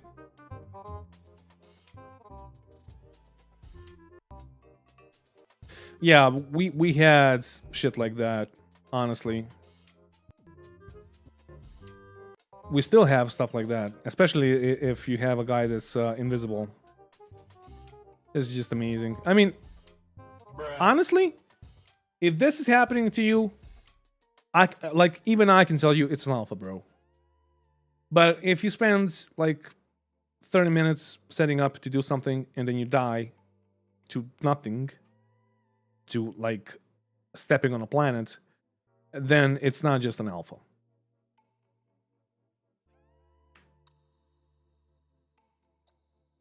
Just play Cyberverse. Alright, I guess this is the one. I have my like original names, project names here. I don't know how I named it. I guess you want this this song. Alright, Star Citizen Prison Escape. You guys tend to send me really long videos. Alright, we're gonna react to the camera rolls one. These are really long. Okay, let's watch the camera rolls video. Star Citizen Live Master Modes. And this year, we announced Master Modes, which was a pretty dramatic change to the way that our single seat ships, our dogfighters, whatnot, are going to handle in the verse. It's currently in testing right now under the Squadron 42 branch. Without rehashing the entire presentation, for folks who maybe haven't seen it, what is Master Modes? Pause. Jared, there was nothing shown so far, just some very vague description and spoiler. CRG doesn't even show a video here either how master modes are supposed to work. So master mode. I mean, it was shown during CitizenCon, right? It was really brief, and it was just for the Gladius, but it was shown to a degree. So Basically, our way of fixing the combat in the game. What's the fundamental problem with the kind of combat geometry that we have in the game right now? And the common denominator was speed. Pause. I don't think that speed is a problem because most of the spaceships we have in the game 900 years into our future are slower than SR-71 in atmosphere. And before 3.0 we had SCM speeds and Afterburner. In Afterburner mode you couldn't turn much, I mean very, very slightly. So people were in SCM mode whenever they wanted to fight. Still, they were just jousting, even though speeds in SCM mode were rather slow. We just didn't want to do like an overall action kind of cap, you know, because there's still so many things you do in Star Citizen beyond combat. You know, you spend a lot of time traveling from A to B. And you know the distances we have in the game are crazy. You know, we travel millions of kilometers all the time in the game. I do want to clarify, when you say speed, you're saying high speed. Yes, high speed. Too much speed. Yes. Because I think from a layman's perspective, from an outsider's perspective, you know, for those of us who watch racing and watch you know combat movies like Top Gun and everything, more speed seems to be a good thing. It seems to be the thing that makes stuff exciting, makes stuff visceral. Everybody likes, you know, bobbing and weaving through canyons as fast as possible. But you're saying too much speed actually hurts the combat experience. Yes, yeah. So if you're traveling very quickly, the distances you cover in that amount of time become really large. So if you're having a dogfight with someone and you're flying at 1,000 meters per second, within a very short amount of time, you could be 3 or 4 kilometers away from your target if you've turned around, and then you're flying back towards each other, and then you basically repeat the action, and you just end up firing at the nose of your opponent. And that's not really fun. Pause. Again, no one was dogfighting in Afterburner mode before 3.0 because you could turn only very, very slightly. Yeah. People were dogfighting in SCM speeds. So I don't get how reducing the speeds will fix the problem. I think the main problem is World War II in space just doesn't work. Space combat is very different from combat in atmosphere in airplanes. And reducing the speeds, we had this before, people were still jousting. So I don't think this will work. So what Cam is referring to here is the old flight system that got scrapped, and then we got this one that we have. And the old flight system, and I knew that this is going to happen a year ago when I talked to some people that talked to CAG because CAG is never going to talk to me directly. But I knew that this was going to happen and that we're going to get these modes again. And I know that I was on Salty Mike's podcast and we were talking, and I mentioned this to him, and he was like, "What? We already had that. Like, why would they bring that back? They scrapped it because it didn't work." And yeah, they're bringing it back, basically the same thing, but it's going to be called differently, and it's going to be completely new. So, like, that's what Cameron is talking about. The goal for this was to bring the combat closer and to make it much more about kind of outmaneuvering your opponent. So if you can get the edge on your opponent and you're trying to do this and that, move around each other, there's going to be key moments in this where you get an advantage and you can use the distinct weapons you've chosen, your special loadout you've chosen, and those things will be an advantage, but also be disadvantages too. But we want it to be about those moments where you really engage in combat and it becomes about outmaneuvering your opponent rather than this kind of slingshot, kind of nose-on-nose combat we've kind of been used to. Pause. Yeah. Actually, this is in the game since forever, outmaneuvering your opponent and choosing the right weapons and components. Actually, it was you, CIG, who leveled the playing field in 3.14 by giving us very generic component and weapon stats. How about giving us meaningful values back? If you would go back to 2.5, ship combat and component-wise, this game would be 10 times better. It was not perfect in 2.5, but it was really, really fun, and you could really see the differences in skills. Yogi, why don't you... Now, I can't speak about 2.5, but I can tell you that 3.12 or 3.11, I don't know when they scrapped. Yeah, he said 3.14, so they changed the model for 3.14, but I started in 3.11 or 3.12, and I think it was 3.11, but it doesn't matter. But the combat, I talked about this, I think, on my last stream. The combat was completely different than what we have right now. Yes, there was jousting. Yes, there was certain metas, there were metas, but for example, the energy weapons, and I understand that they wanted to reset everything to default stats so they can work from there and change them from there, but it's been a year or even more than a year and we still are not seeing any changes, so that's an issue. But back in 3.12 we had, or up until 3.12 we had, for example, energy weapons. You have attritions and the B repeaters and the CF repeaters, and the CF repeaters had the lowest alpha damage and the lowest DPS, but no drop off at range. The NDBs had like medium range and medium DPS, and then the attritions were supposed to be used up close. They had a huge drop off, like damage drop off at range, but if you were close and if you were keeping them at the like heated, because you had like heat levels on your coolers and on your weapons and all of that, so if you were just like almost overheating with them, that would basically do like twice the damage. So that was a really good idea, and it was working really nicely. And then you had like ballistics, and all of them were different, but that was working really nicely. But then they scrapped it, and a year later, this is what we have. Still. Tell us what the two operational states are. What are the two master modes? So the one state is basically your combat mode. We're still like talking about whether it's should be like standard control mode or actual just combat mode. This is the mode in which you do the majority of your gameplay, and like you're gonna do all the combat stuff. You're probably gonna do mining in that as well. And the other mode, which you swap your ship into, it was called QCM in our presentation recently. We're just gonna call it NAF mode because it's more descriptive name for it. Mm-hmm. And this one allows you to use your quantum mode and it allows you to unlock the high velocities, but it makes your ship very, very vulnerable in terms of like there won't be shields or weapons.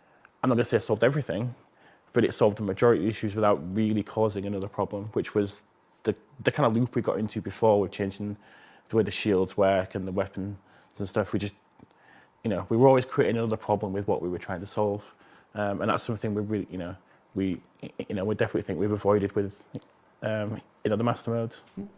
Pause. Two things I would like to mention. Reducing speeds to SCM when you are in combat was what we had before 3.0. No one was doing combat in Afterburner mode because you couldn't turn your ship, very, very slightly. Second, once again, this feels like two people who want to make a game and they are just starting throwing out ideas. This doesn't give me any... Yes, like Cam is on point here, honestly. We reacted to this last Friday. We were watching this together, and that's basically the same thing that I said. It seems that they just started making a game, and they're trying to figure out how to make it, and what are the best things to do. It's not like we're fucking 11 years in development at this point. It's just like, yeah, so we have an idea, and then they tell us basically the same thing that we had before, but it's a bit different. Trust us, it's different, but it's still face tanking. So, all right, let me switch the cam. Is it gonna work? Of course it's not gonna fucking work. Give me a second.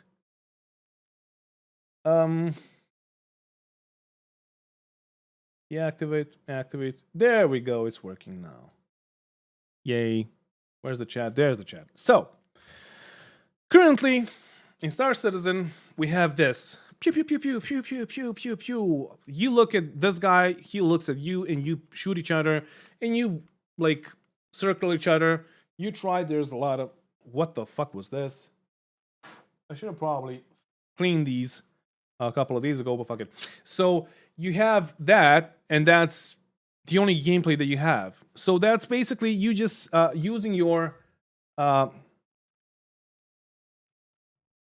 mechanics, like your mechanical skills, basically to like outmaneuver the other guy while he's trying to outmaneuver you, and you're shooting each other, and that's it.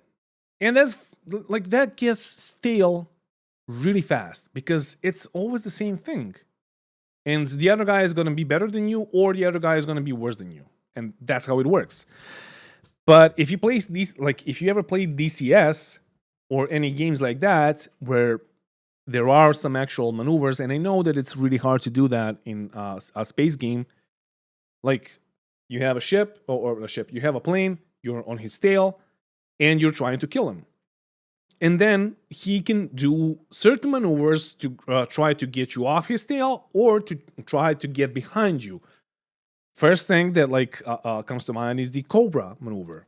And like the follower just like pushes through, or the attacker.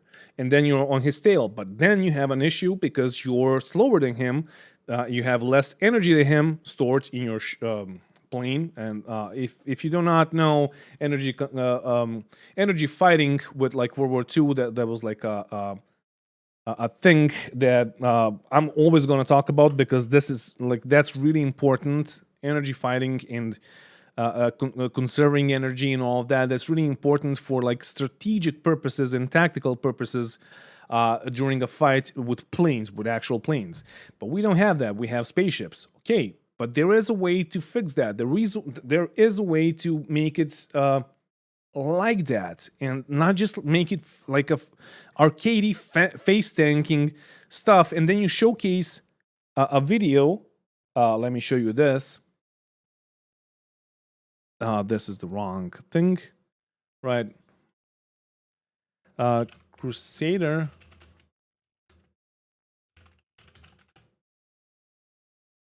All right, so we're gonna continue watching camera rolls vid, but I just wanted to show you this. All right, so what do we see in this scene? The MSR is being chased, full speed. They're trying to get away from fighters. Okay, the ballistas are firing. Where are the fighters, though? We had some shots with fighters, I think. No? Then it was another video then. Yeah, I think it was another video. But if you think of like space fighting, what's the first thing that comes to mind, especially when you know that Chris Roberts is a fan of Star Wars and he wants to make a Star Wars-like universe with Star Wars fighting. Star Wars is based on World War II and those maneuvers and all of that. It's not realistic. It's arcadey. If you ever played Star Wars Squadrons, you would know that you can only go forward. You cannot backstrafe. You can go forward. You have I forgot what they call them, but you have basically capacitors. The same thing that we have in Star Citizen, but that only means if you like try to go if you're trying to go fast and you switch to weapons, the capacitors are going to go to like weapons, but then you will go much slower. So you always need to like balance the capacitors so you can go fast-ish or have weapons or whatever. You gotta play it so you would understand it. But then we get what Cameron was talking about and what these guys are talking about. That's like gonna change the game so much, which is good because the current PvP state is it's bad. But what happens when a guy goes into the full speed mode? What happens then? Whatever they call, I think they call it nav mode now. It was called QCM before. Then the attacker that's attacking that ship, let's say the MSR, and you have a Gladius that's attacking the MSR, he can only follow him forever, basically. If you're the attacker, you can only follow your defender or your prey because you don't have guns and you don't have shields. But if you have guns still and no shields, then you go into like DCS kind of stuff. Because ships are going to fly like planes in QCM or nav mode. And if they have guns, then the MSR can shoot backwards with the turrets and defend itself. And the Gladius will not just like fly around the MSR and shoot it from all sides while the MSR is just there like sitting useless and trying to get out of dodge because like it can't really outmaneuver a Gladius, right, in SCM speeds. So it needs to hop into QCM or nav mode. They're going to talk about this, I guess, in a second. But then they can only run, and the other guy can only chase. And where's the gameplay in that? I don't understand it. And my proposition was, and I made a post on Spectrum for this. My proposal is to give them weapons. Once you enter the nav mode, you would still have weapons, no shields. So it would be like a fair game because the guy that's going to be running, he's going to have his shields down probably.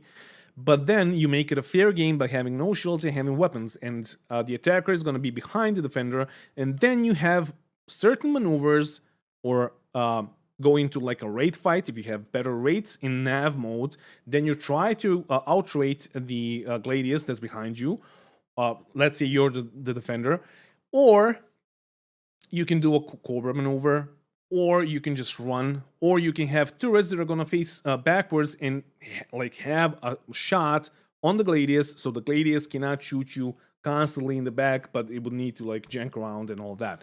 So you would have more gameplay and more stuff to do in like you would not be completely defenseless if you're not really good with your mechanical skills when you're face tanking like you are right now in SCM speeds. And then, of course, people told me that I'm stupid and that I like need to wait to see what it is. And here, like in the Star Citizen Live, they said that this is gonna be the final product. And I was like, if you're building a final product, then you gotta talk to the community first. Then you gotta listen to us and find the best thing for you. Also, there's one more thing, honestly. While we're on this topic, SCM speeds are 300 meters per second, right? 300 meters per second for most of the ships. Let's round it up and say that it's 300 meters per second. The current server tick rate is 5 to 12 ticks per second. And their goal tick rate is 30 ticks per second. So what does that tell us? In the perfect world, you would have 30 ticks per second with server meshing dynamics, server meshing and all that. And if that's actually a thing, like if you do not know what a tick rate is, I have a video on that. And also, I talked about, in that video, I talked about the tick rates in competitive games such as Valorant. I think I talked about Counter-Strike, maybe even Rainbow Six Siege. I forgot, but like Valorant, my friend from elementary school, he worked on that game as a dev, and I know that, and you have a video on that the tick rate there is 128, plus you have smoothing. And in Star Citizen, the tick rate is going to be 30, because that's their goal tick rate, right? You're going to have a bigger bandwidth than Valorant. I'm not a dev. I can't, especially not a network engineer, so I can't tell you if a higher tick rate is possible for a universe this big for Star Citizen. Probably not. But the issue is 300 meters per second on a 30 tick rate, like 30 ticks per second, that only means that you will see an update of every 10 meters. Like if a guy goes like forward 300 meters per second, you would see an update every 10 meters, right? And there's also going to be desync on the other side, and there's going to have like the game is going to have some smoothing. I'm getting really tired now, but it's going to have some like network and server smoothing on the client side. And that's what's happening right now with the ships, like going forward and then doing this and then like fixing themselves, because like we can see this exaggerated right now because we have so low and shit ticks on servers right now, like 4 to 12, 5 to 12. But with 30, it's gonna be better. But how much better though? Should the SCM speeds be lower than this? That's the question. I don't know. Let's continue. Vibes. I'm gonna talk to you, chat, in a second. I just want to watch the video and like have a complete, I guess, video for YouTube. Of a $500 million project in year 10. This doesn't look like CIG knows what they want. Doesn't look like they have any clear plans. The only goal is, let's make space combat fun. But I don't think reducing speeds to SCM will fix this, and we had this before, people were still jousting. The switch between the modes themselves, because it can't be too easy. If you switch back and forth on a dime, there's no reason to have the two. Part of what makes the two dynamic is this transition between them. So let's talk about that transition. How long are we talking? Is the length of time dependent on different ships or different ship types? And is the length of time something that can be one day adjusted through the use of components and tuning and stuff? What are we thinking here? So there is a time difference. It is ship based, but it can also be component based as well, because you've got the shields going up and down. Because we didn't want you'd be able to press a button, doom, gone, and you're just in different modes. Because we want the player to make that key choice when they're in the, when they're in the master mode for combat, for example. We want them to be in that combat mode because they want to do that thing that they've chosen to do. Mm-hmm. But there's consequences to that. And it's the same with, flying navigation mode without the shields. There's a choice to that you can go fast and you're just doing your A to B stuff for Star Citizen and you don't want to get involved in combat. Pause. I don't know why CIG has to make this again very complicated. Why can't I just switch between modes? I still have to wait for my shields when I go from nav mode to combat mode, and when I go from combat mode to nav mode, I still have to wait for my ship to accelerate. If you're in nav mode and you're traveling at the fastest speed possible, and then you suddenly switch over. So you slow down very aggressively and your face almost comes off. Pause. Again, why not some very basic physics? Why not let us slow down rather slowly? You still don't have your guns, you still don't have your shields, so you have to wait until you are combat ready, instead of giving us several dozens of cheese. No, I can already see the Like, if they make it so you gotta press the button to get into another mode, I mean, it's okay, but also you can make it have a threshold. So if you go over SCM speeds, for example, or with the capacitors, like the squadrons, Star Wars squadrons did, that's a good thing. If you played it, you will know what I'm talking about. But you can also make it like transitional. You can make it like, if you're going fast enough, if you have accelerated, like bring down the acceleration speeds of the ships. And then if you went up to 300 meters per second, then you hit the threshold, and then your ship goes into like a slow spool up to the QCM or nav mode.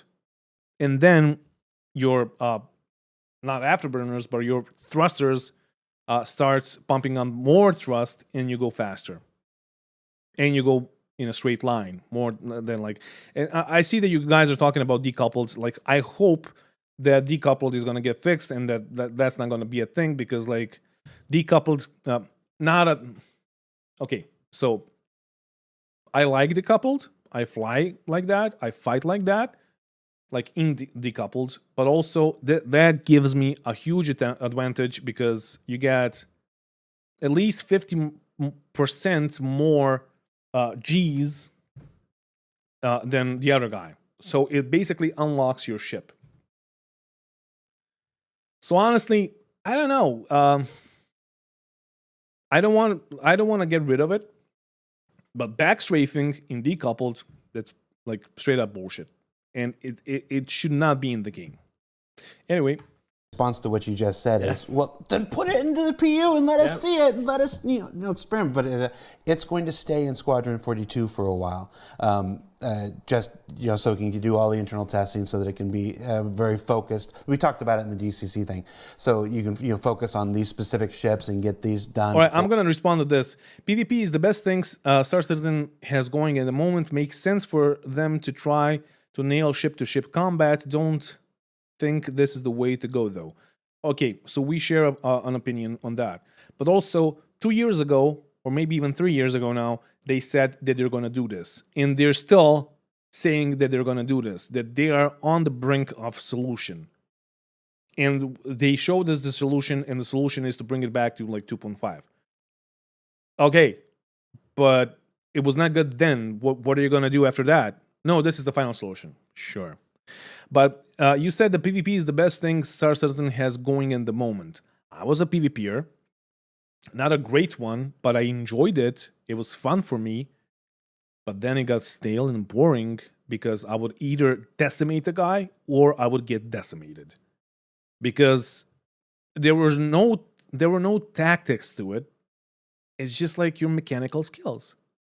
It's just like even if you play Overwatch, which relies on your mechanical skills a lot, especially if you're like Widowmaker, which is a sniper, and headshots are insta kills for squishies or like not the tanks. But even if you play that, there is also some strategy and some like tactics to it. In Star Citizen, it's just like mechanical skills, dude. That's the issue, and that's what needs to change. That's what I would love to see, like why I would love to see something that resembles DCS with the nav mode. You get pwned. Who says pawned? Like anymore versus bounties? Yeah, like. Or you anyway, have to expand it to all of the ships of the PU. Pause. Master modes will stay in Squadron 42 for a while. I guess at least 2 years, so don't expect anything in the universe soon. Yeah. To release in the PU, it's a massive feature for us, because it changes almost every single component in the game. It changes every single ship in the game. In terms of S42 now, it's in there. You can change all the speeds.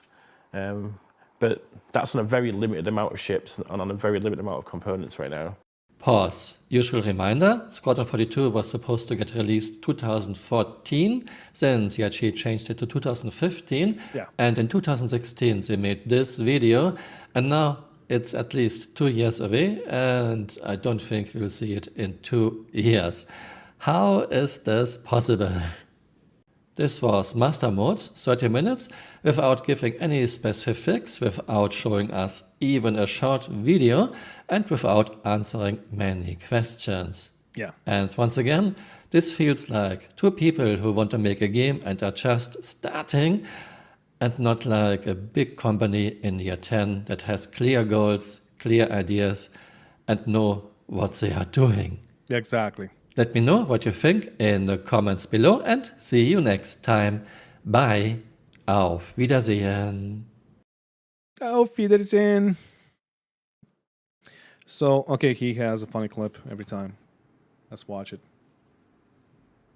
He's probably gonna get pushed by the elevator into the... Yeah. Of course. Yep. That's what happened to me on the stream. Also, I posted that as a short, and the first comment that I got was, are you running Star Citizen on an SSD or an old hard drive? And then the second was, why are you running this on an old PC? And then the next was, do you have a good graphics card, etc. No, dude, like, it's fucking Star Citizen. It's not my Hey, PC you're at all. still here. You might want to join me on Twitter. My Twitter account is Kamoral_SC. Yep. Right.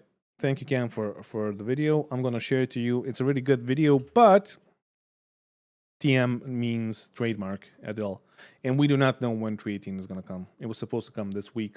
At this point, we don't know. But I saw that somebody said they have made a lot of promises. Okay, this is why DCS has incredible dogfighting, because, and I concur with you, Simple Choices, because, yeah, DCS relies on, like, real world and what's happening in real world, but also it's like a chess game, and that, like, it was perfectly put by my friend Jack Reacher. It is basically a chess game with, like, a really fast-paced chess game. So what you will have, for example, let me play some music, and if Atlas is here, we can do that thing right now if you want to, before I fall asleep. But for example, you're in a...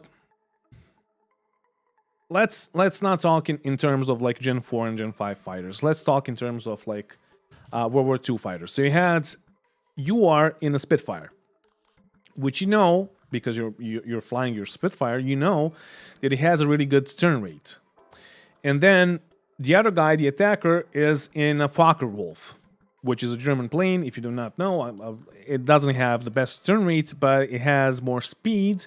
It can go high. It can fly in like high altitudes, and what they would mostly do would be booming and zooming, because they would not be able to turn a turn fight with a Spitfire, because the Spitfire would just outturn them and kill them in one turn.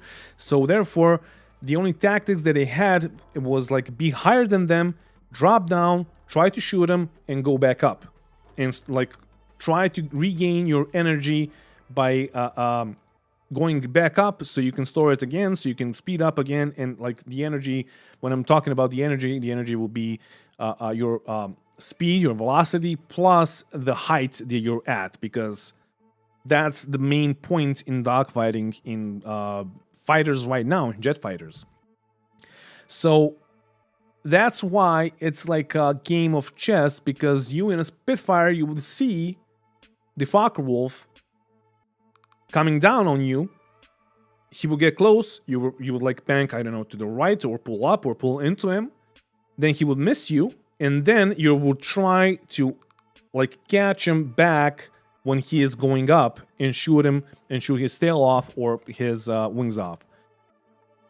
Now, if we're talking about like F-18s, F-16s, and all of that, you know that some planes have better turn rates, some planes have better climbing rates. They can climb faster than the other planes, so you would use that for your advantage.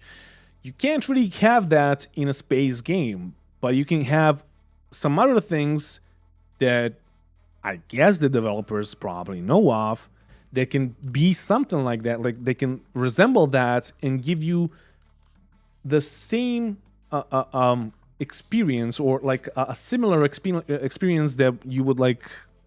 You will need to think, okay, I have a Gladius behind me, I'm in an arrow, the arrow is better at this, for example. So currently the only thing that you have, if you're in the arrow and he's in the Gladius, you can go to the atmospheres, because your flight is better, like your, your flight characteristics are better in the atmosphere than the Gladius, because the Gladius does not yaw. Like it can't really yaw inside the atmosphere. So yeah, Legion said, by the way, it seems like the flight model was changed back on October 17, 2018 at CitizenCon 2948. I have found the video where I think it was the first change. Can you post the video to me then?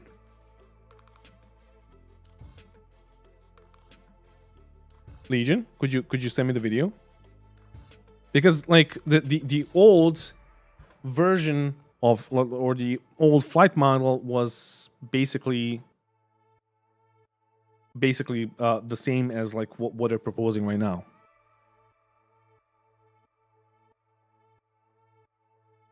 Grumpy, if you sell us out, I'm gonna hate you forever, dude. Alright? I mean, why would I? I'm not getting a lot of money from YouTube. That's why I'm doing streams. If you want, oh yeah, let me plug my merch and all of that shit while I'm here, while we're talking about that. Wrong screen. Right. So if you want to support me, there's the Patreon link down in the description. The Patreon does not take 30% like YouTube does, but if you want to support me through YouTube, there's Super Chat, there's the join button, and you can subscribe to the channel. It's a monthly subscription, but Super Chat is like instant, and you get like a notification during streams and all of that, and it's super fun and glorious and all that. But also you have merch that I made that you can check out. It's on my merch store, and the stream bot is just like spamming that merch store link, and all of the designs are done by me. If you want to check them out, I suggest you just check them out if you don't want to buy anything. But a bunch of people that got the merch were really happy with the quality. I still didn't get it. It's on, like, it's in the customs for 2 weeks now. They just don't want to give it to me because they think that I'm going to sell it. And I just ordered it for myself to check it out and to promote to you guys. So it's fucking Serbia. So if you want to support me and get something in return, the merch store is probably the best thing that you can, where you can do that. So yeah. Anyway, if we are, didn't Star Citizen post a video? Did he do that? No, not yet. Jesus fucking Christ. All right, let's watch another video then. Or do you want me to play the game? I am getting really tired, honestly. All right, let me make a poll. Let me make a poll. Play the disastrous 317.950 or React. React 317 point play. Okay. You guys vote.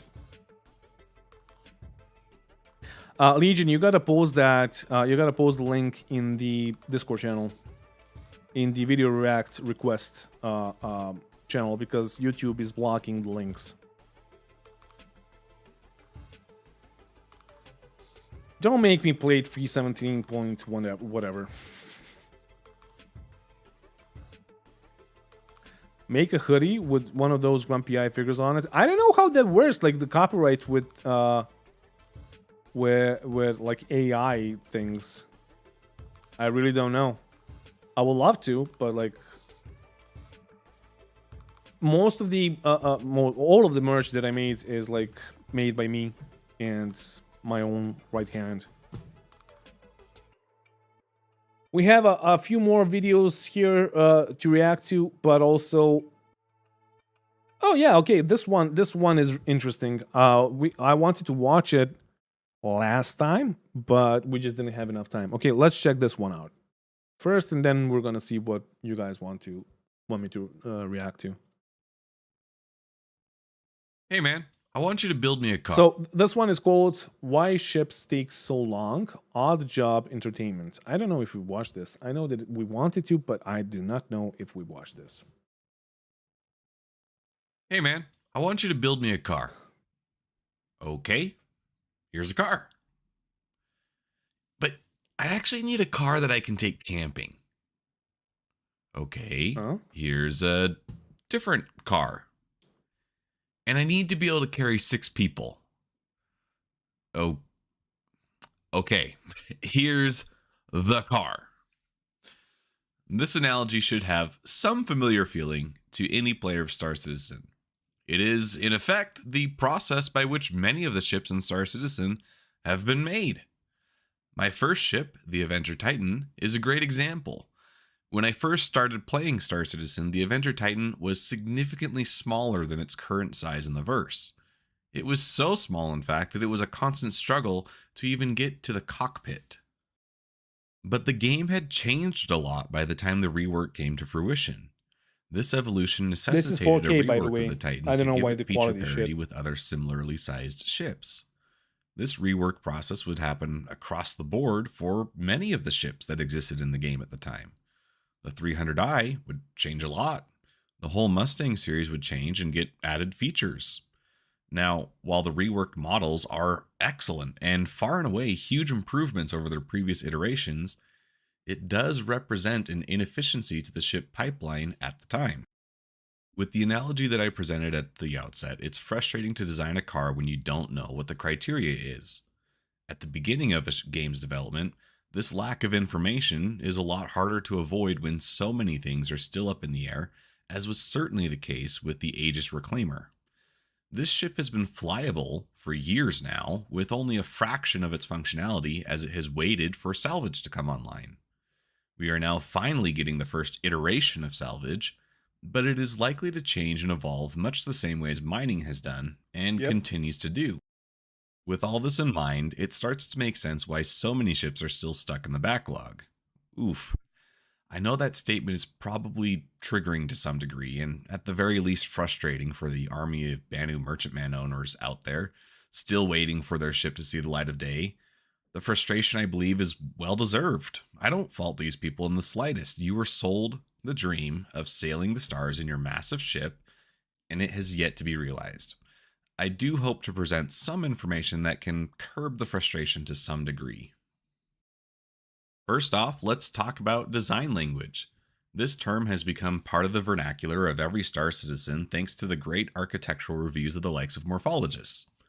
We have 5 companies that come to mind with an exceptionally well-defined design language: Aegis Dynamics, Origin, Drake Interplanetary, Crusader Industries, and Argo.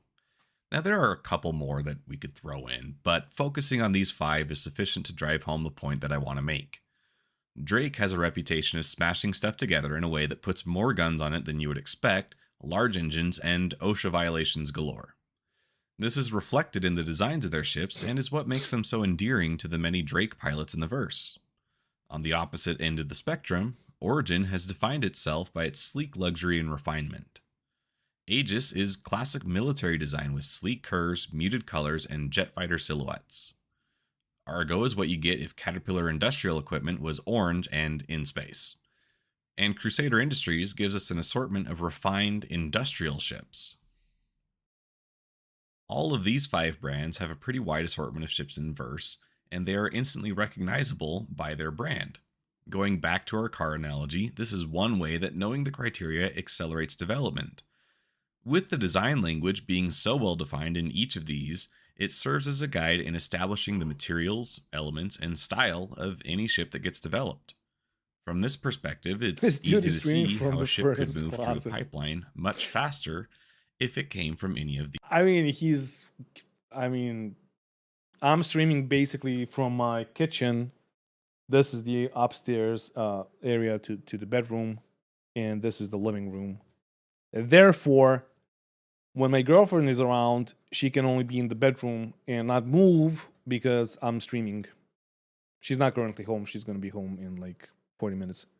But yeah, if I had a furnace room, I will be there, honestly. These brands. On the complete opposite end of this spectrum, what defines the architecture of the Banu? Just the Defender. Can the 300i define all the elements of the 890J? No. And we've seen this. As larger ships came out from Origin, the 300i got reworked to match. In a similar vein, can the Banu Defender define all the design language of the Merchantman? Of course not.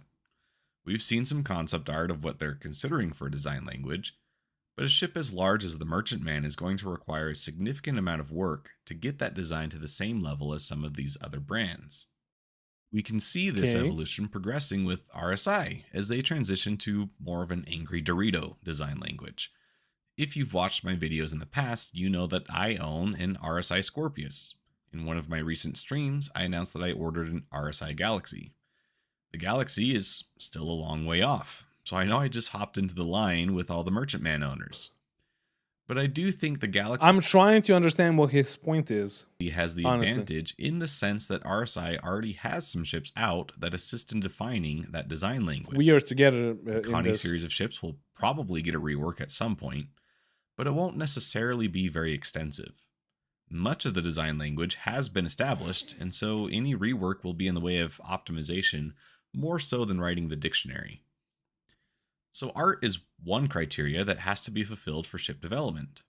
The more established the art style is, the faster the artwork can be done on ship to move it through the pipeline. This favors the Galaxy Yeah, I mean, he's explaining why some ships are not done yet, but I do not hear the explanation. the faster the artwork can be done on ship to move it through the pipeline. Like, he was talking about the features and the lack of features, sure, but also why don't we have features? Is that our problem? That they sold the concept ships without having those features, and then had them on the progress tracker and then took them off the tracker, etc., etc. Like,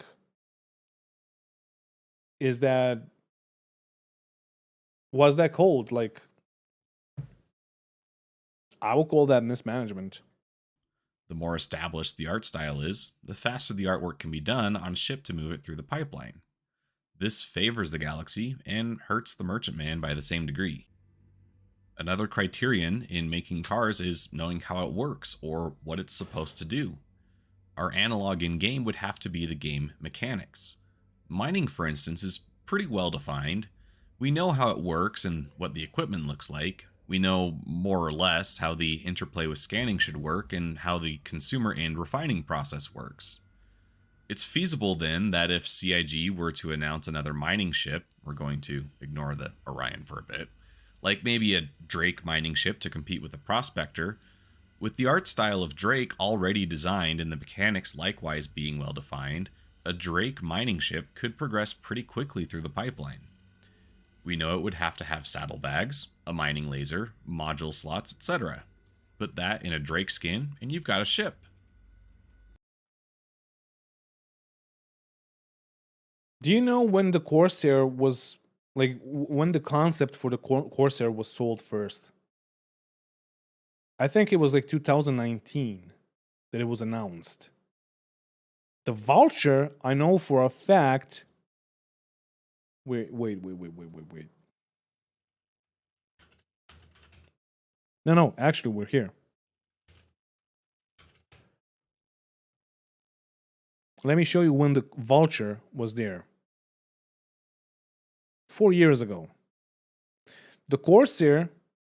No. This is around the verse. Vulture views and weapons. Yeah, it was like 4 years ago or something like that. So it took him 4 years, even though salvage was announced back in 2013. And if you type in roads, And it was supposed to be released in 2018 with 3.1. If you type in roads to salvage,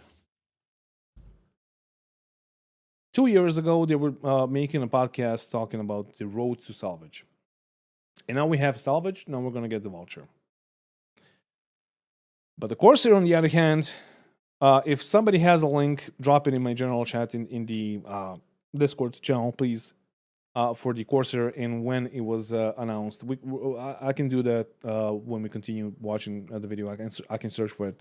But I think it was like 4 years ago too. So we had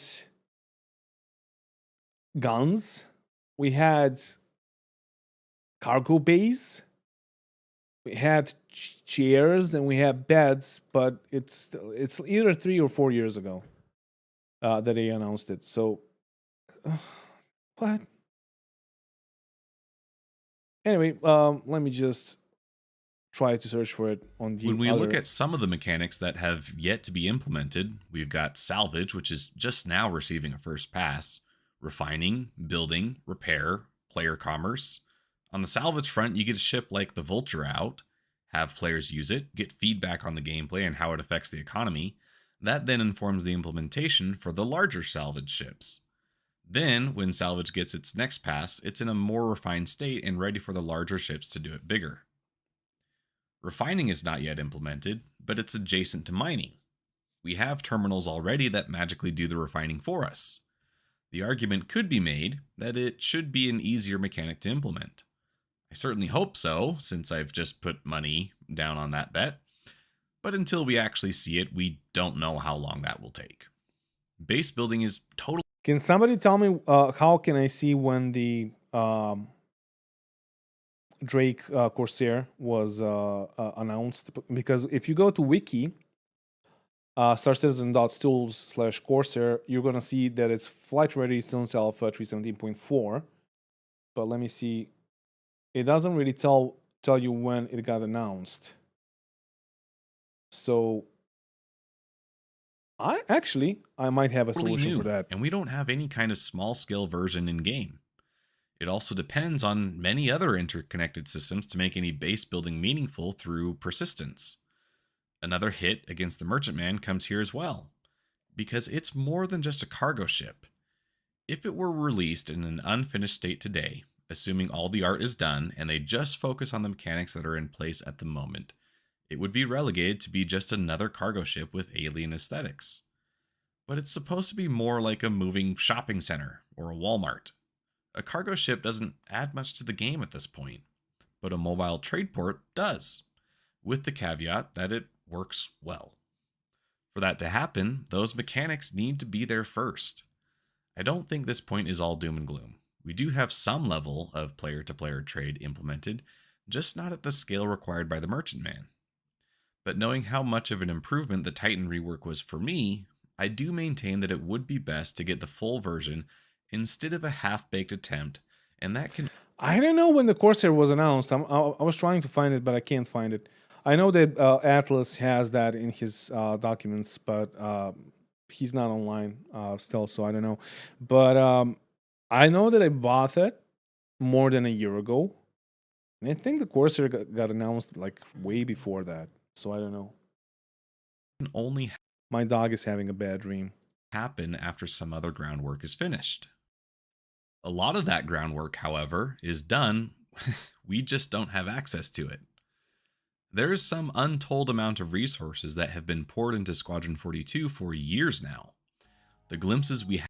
So, first appeared in the votes for the next Dray ship in 2017, first pledge in 2019. I think you're talking about the Vulture, right? Because I know that people voted for the Vulture at one point, but I don't know. I think it was like 2016, maybe? But 2019 seems right for the Corsair. Have into the mechanics therein suggest massive sweeping changes to a lot of what we currently know in game. The recent reveal of the new flight modes is an example of that. This was kept under the radar for a long time behind the SQ-42 curtain. But it Your dog had a dream about the roadmap. Has many concerns about combat. I think once we're using it, we'll see a significant change in the combat side of our game. Likewise, there are many mechanics in ships more immediately applicable to Squadron 42 that have been worked on. To what scale, we really don't know. But the hope is that once the campaign is in Wait. hand, So you're saying that the Star Citizen wiki says for the Corsair that is it got voted in 2017, but it finished last in the vote, and then they released the concept back in 2019. Wow. So what was the first vote? Like, what was the top voted thing? there will be a sudden outpouring of content of all the things that have been kept behind that curtain. In the same stride, What? Squadron 42 curtain, but it addresses many concerns about combat. I think once we're using it, we'll see a significant change in the combat side of our game. Likewise, there are many mechanics in ships more immediately applicable to Squadron 42 that have been worked on. To what scale, we really don't know. But the hope is that once the campaign is in hand, there will be a sudden outpouring of content of all the things that have been kept behind that curtain.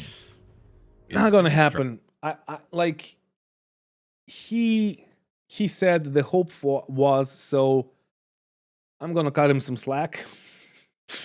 But not gonna, like, the only thing that's gonna happen with Squadron 42's release is that we're gonna get Nyx and Odin with that. Because the systems, because Squadron 42 starts in Odin, and then I think it goes to Nyx. So we're gonna get those systems with that. Stride. Once those development resources are freed up, in theory, work on the PU will accelerate as well. That is also not true. I know that that's the hope, but that is not true because they have 2 more sequels for Squadron 42 to work on. And then some people are going to say, well, they already have the I don't know, the tech, they have the animations and all that. No, you got to mocap the whole thing. Ask Legion, he's a Ubisoft developer that works in mocap. Ask him that he needs to mocap again for basically every rendition of Assassin's Creed that he did. Of course he did. That's how you do it. Maybe you're gonna use some old ones, but you also need to use new ones, and you're gonna make new motion capture mechanics or whatever, animations. So mocap will need to work. The dialogue team and voice recording and dubbing team and all of that needs to work. Then you're gonna have to have some new mechanics in the game in the sequel, so it's not basically a copy of the first game, etc., etc. So like they're still gonna focus on Squadron 42. Call it rose-tinted glasses or wishful thinking. Yeah, they have many of the confirmed that they're gonna work on sequels. Of course, all projects want different animations or styles of animations. Exactly. Logical hurdles are closer than ever to being overcome. Server meshing, persistence, resource management. Thank you for the all link. These key We're gonna components check are it out in a seemingly second. right on the cusp of completion, and once implemented, represent a shift towards content creation instead of tech development. I optimistically hope that we are very near completion, and that once these are in-game, we'll see an accelerated pace towards finishing the backlog, with the hard parts of the game being largely done. In conclusion, finishing the backlog of big ships depends on at least 3 things: finalized design language, finished gameplay loops, and back-end tech development. We're closer than ever to having many of these things, and as each gets completed, should enable faster and more efficient. We're closer than ever. So we just saw the Obsidian Art video where he talked about an interview where one of the devs or community managers or whatever, I forgot, said that server meshing, that they hope that they will see server meshing by the end of next year in the game, in Star Citizen. And that's a mantra that they are saying over and over again for years now. At least from 2017. And then It was supposed to happen in 2018, and then it was 2019, and then 2020, but then COVID, but then 2021. By the end of 2021, by the end of 2022, PES, and then at the start of 2023, because PES was supposed to be in the PTU in June, and then like 3 months, blah blah blah, and then start of 2023, and then it's by the end of 2023, and then it's by the end of 24, and then it's by the end of 2952, and then like I'm just tired. I'm not this depressed. I'm just really tired. I have slept for like 3 hours today. But Jesus Christ, guys, like, what are you talking about? And like, when is the content gonna happen? When are the floodgates gonna open? How are we closer than ever to whatever, to the back end tech that's gonna support all of that? It's closer than it was yesterday. Yeah. We're closer than ever to having many of these things, and as each gets completed, should enable faster and more efficient development on the backlog. I'm hopeful that we'll start seeing the backlog cleared out at a much faster pace, but it is going to take quite a bit more patience. Friends, this is the end of the video, so like, share, comment, subscribe, do all the YouTube things, and let me know what you think. And if you want to get 5% off your order at Monster Tech USA, you can use code ODDJOB at checkout. He has Monster Tech. 233 subscribers. He has like a deal with Monster Tech. Why don't I have the Monster Tech Want to deal? see why I think I actually Trees talked to could those be guys great because I have a addition to bunch of Star their stuff. Citizen? Check out the recommended video here. Finally, I want to give a shout out to my mom. Getting a video out like this is kind of a challenge, and being able to get it done quickly is important when there's a topic like this being covered by the community. She helped me come up with a lot of the ideas for the visual aids shown in this video, so if you like what you see, give her a shout out in the comments. And until next time, this is OddJob Entertainment, signing off.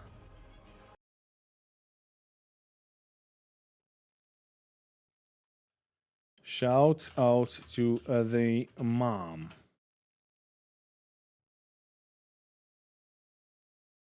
That was the weirdest fucking ending ever. There's the link. Okay, so Legos or Legos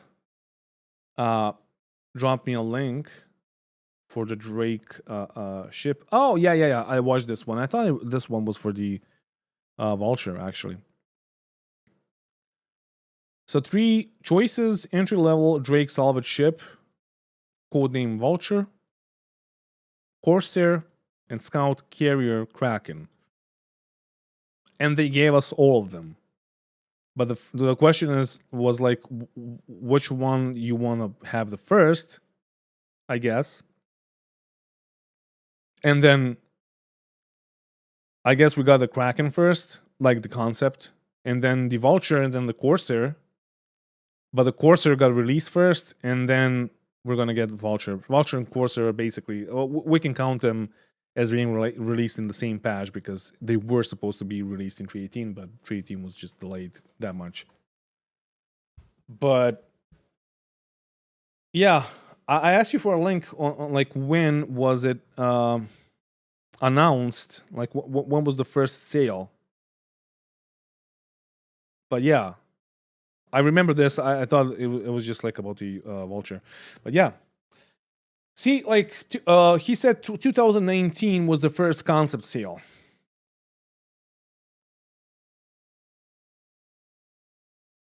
And 2022, like we know what cargo grids are. We have cargo, we have turrets, we have wings, we have thrusters, we have back ramp, we have lights and all of that. 3 years. See ya, Legion. Thank you for chilling out with us.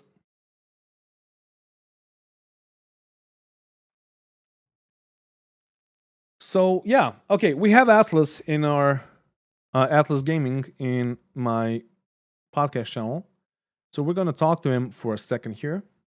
And actually, let me try and do this on the fly. I am very tired. Hey Atlas, hey baby. Hey, boo boo. Hello? Are you AFK? Are you seriously AFK? All right. Let me play some music while he is AFK and try to make this work. So it's not Rehab Facility Podcast. It's something completely different. So we're going to hide that. This is all good. Discord capture. All right. So we're just waiting for him to appear. For the Wild Atlas to appear. While we're waiting, I can talk to you for a second. When was the Polaris concept sale? When was the Theater Wars? Hey, Atlas. Atlas is here. You are muted, my friend. I cannot hear you.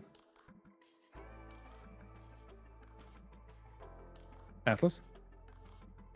You have no sound.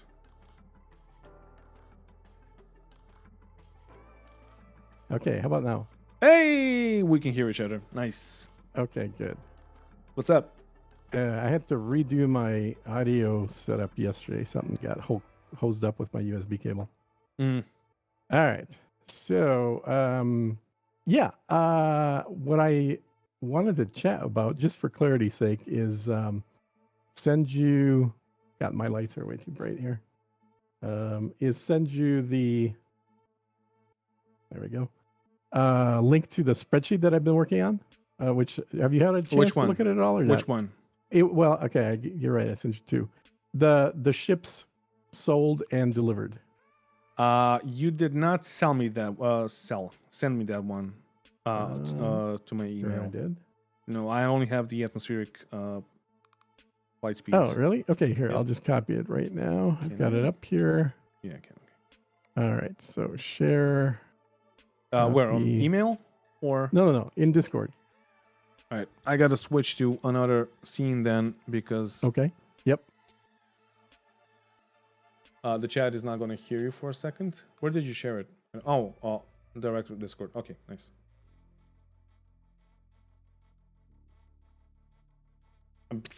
Honestly, I forgot. Okay. Give me a second. I gotta go back to the same thing. Mhm. Okay.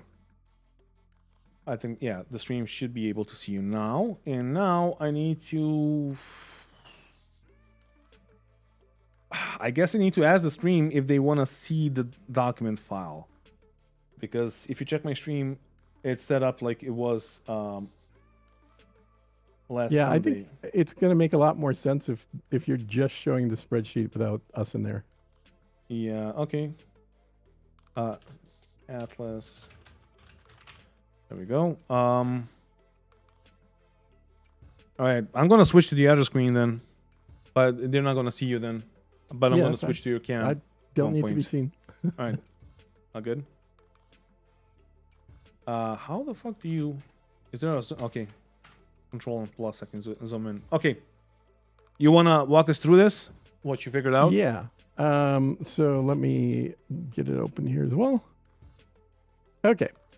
So the easiest place to start is that little gray square in the upper right hand. The January through December 2022 one. Okay. Make sure you're not covering that up. No, no, You got to zoom in a lot yeah. more. I usually go to like 175%. There you go. All right. Yep. Oh no, yeah. Okay. The stream is lagging. Yeah. They can see it. They can see it. Yep, they can see it now. So this is the encapsulation of this year. I don't think there'll be any more ships that are delivered or sold this year. So I think this is going to be the final version. Mm-hmm. So basically what this shows, and you'll see the detail right after this, is that this year there were 11 ships sold, 11 brand new ships sold. Mm-hmm. Out of those 11, 5 were direct to fly. All right. And 6 were ships that are added to the backlog. Yeah. So 5 delivered, 6 added, 11 total new ships sold. Now, there were also 4 ships that were released that were previously on the backlog. Mm-hmm. So they added 6, but then they did 4 from the previous backlog. So the net here is there are 2 more ships in the backlog this December than there were December 1 year ago. Yeah. Which means Amazing. that the backlog is growing So if we're talking right now, there have been everybody released a video going, 10 years, 15 more years, 18 more years of ships. Well, the backlog is growing every year. So that number actually would be probably 1.5 to 2 times that if things don't change. Now, I hope things change, but if things don't change, that's what it would be. Now, the easiest way to look at this is actually starting at the very bottom in 2018. So if you scroll down and you'll see 2018 in the left column there. Yep. Okay. And then you can see that in 2018, there was a grand total of 29 ships that were delivered in the game. So 29 ships built. Not all of them, in fact, most of them were not sold that year. Most of them were sold in previous years. But still, that was 29 ships released to the public as flyable in 2018. Yeah. And then the column just to the right of that, each year has a different color. So you can see some ships were actually originally sold in 2014, some in 15, some in 16, some in 17, and a few in 2013. Yeah. So really old ships.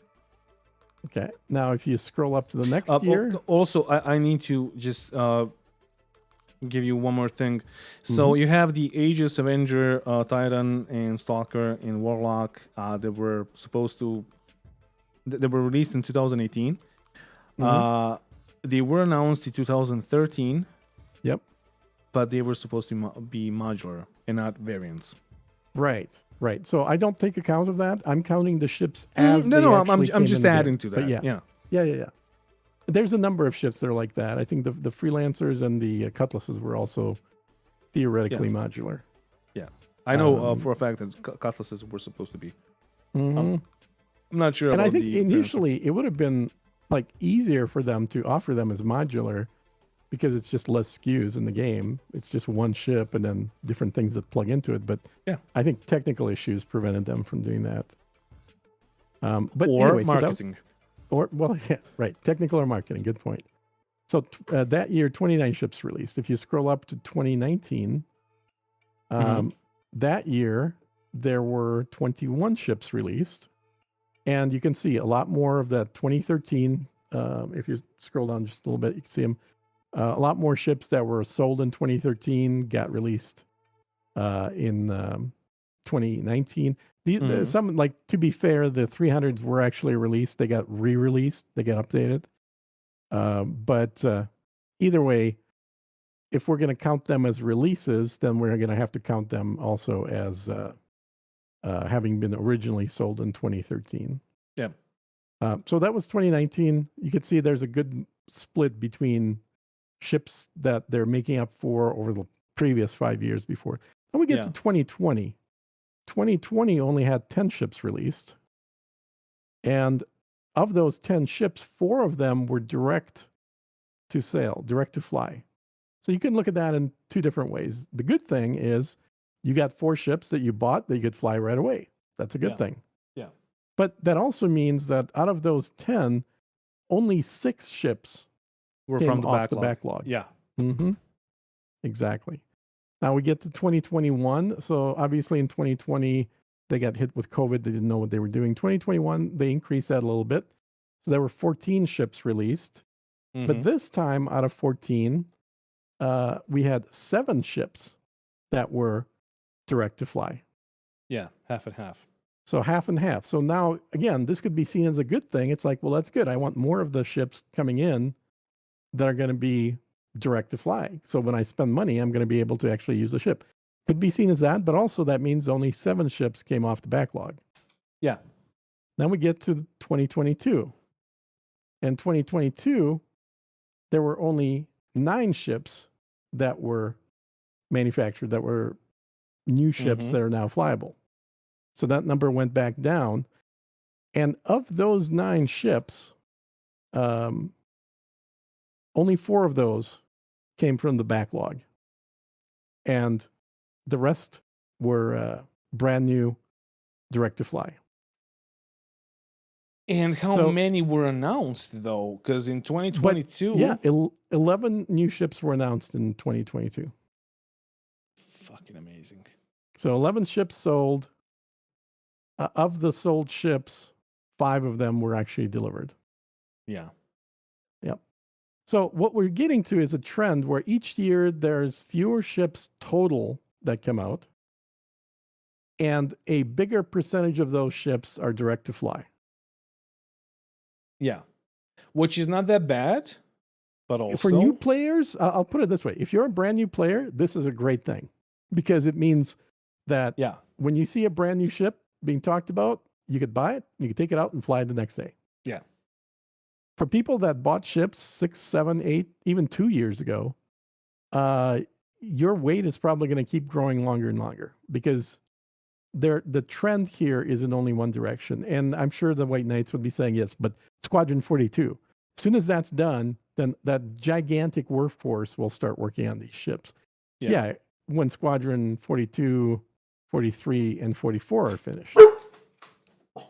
Give me a second. My dog is being weird.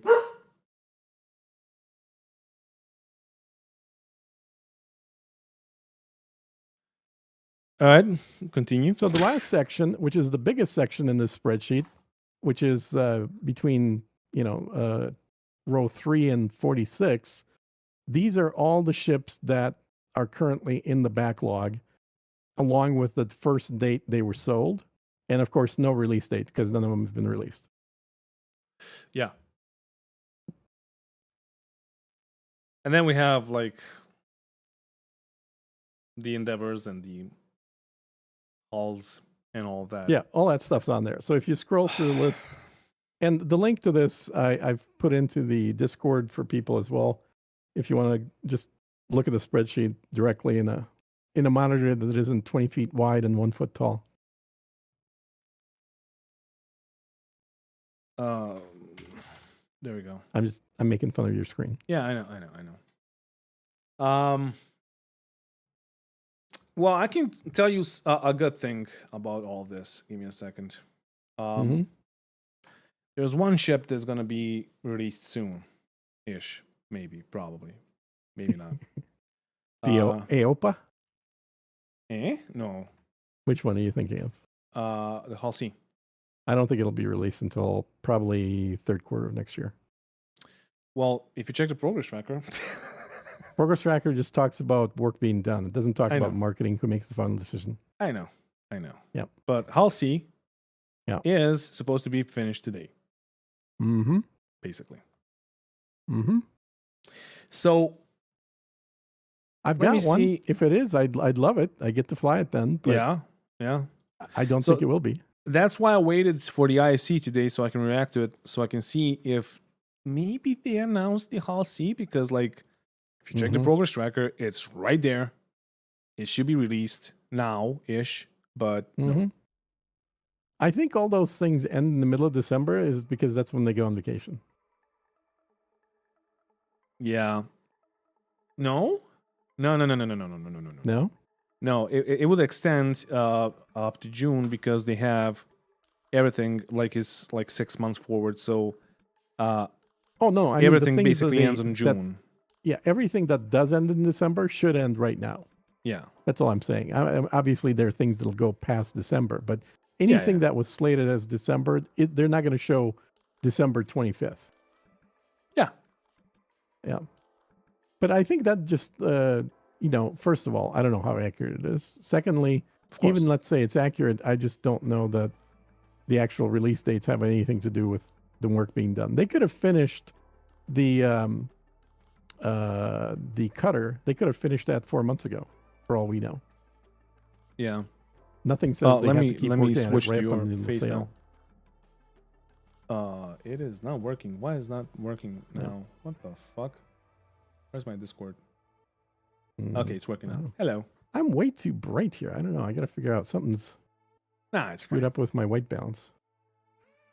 So you have a video on this going out tomorrow? Yeah. What I just said is just a short version of that video. So, watch it if you want or don't. But I'm just pointing out the trend line. I couldn't find anybody that put a spreadsheet like this together. So I thought I would take the time to do it, to actually go back, do some research. A lot of links led to nothing. Pages have been removed. but I managed to find enough data to figure out what those original sale dates were for a lot of these ships. And of course, this starts at 3.0. I don't really go back to 2.x or 1.x stuff because I think they didn't know what the hell they were doing back then. So there's no point in even looking at it. Yeah. I just shared the link to the chat for your next video. Yep. Cool. So yeah, just check it out. I mean, I'm too fucking tired right now to even think honestly, but like, this just like goes to show that they just want money, honestly, and that's it. And like the guy, the video that we just saw was telling something completely different to what we see here, to the trend. So yeah, the just around the corner statement is starting to become as common as the soon trademark statement. Yeah. Unfortunately. And I would love all these to come out. I mean, because the reality is I own every single ship on the spreadsheet. Yeah. So I would really like to get the ships that are up top that haven't come out yet, and at least fly them once before I die. I know. How old are you, by the way? I'm in my 50s. In your 50s? I thought you were in your 40s, honestly. No, I just look young. Yeah. So I have a couple of people that I know, I can call them friends, I guess, that are like in their late 60s that are backers and that are waiting on this game. And like even I am concerned that I'm not going to see like the Idris P. Yeah. Idris M. I mean, 2013 sale dates on these things. Yeah. It's 2023, basically. I don't see a ship that size being available for a variety of reasons for at least 5 to 10 more years minimum. Yeah. I mean, honestly, Hull D and Hull E. Yeah. I like Hull E with its cargo capacity. I don't think that their database will support a single ship with that many unique items in it.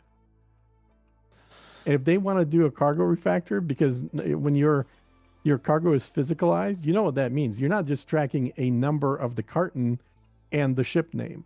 Now you're having to track the physical location and any boundaries that might have with other cartons have to be calculated.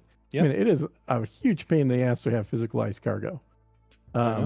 Their choice to go that path, in a lot of ways, set them up for failure. And then you got to count in the physics, because that's going to have like, I don't know if it's going to rely on like 32 SU containers or if it's going to have like 1 SU boxes. But I think the Hull C is going to have 1 SU boxes, and like it has 3,000 SUs, which is 3,000 fucking entities. And then you got to calculate the physics for those if the ship blows up, etc. It's just like a pain in the ass. I understand that it's immersive. I understand that it's gonna look realistic and all of that. Yeah. If it works, but that's the issue. Is it gonna work? Yeah, and or is it gonna just break servers? There are shortcuts they can do. I don't know if they're gonna do them. Like for example, you treat the whole thing as one container while the ship has a velocity, and then you treat it as separate containers if the velocity is 0. So that way, when the ship is coming in for a landing and bouncing off the planet, you're not calculating all the individual boxes and the gravity applied to each box. Because if you do, guaranteed explosions.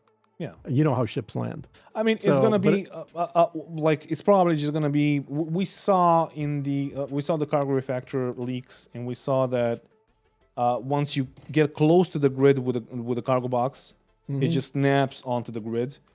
And from what I think, because you do not see like a transition in that snapping, I think that it's just going to be like an entity, like not a separate entity, but the ship with the box itself is going to be an entity in itself.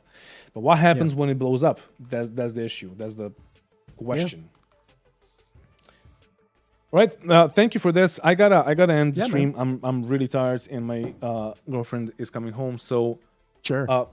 thank you for this, guys. Check him out tomorrow in 19 hours from now. That's gonna be 6 p.m. for me, I guess.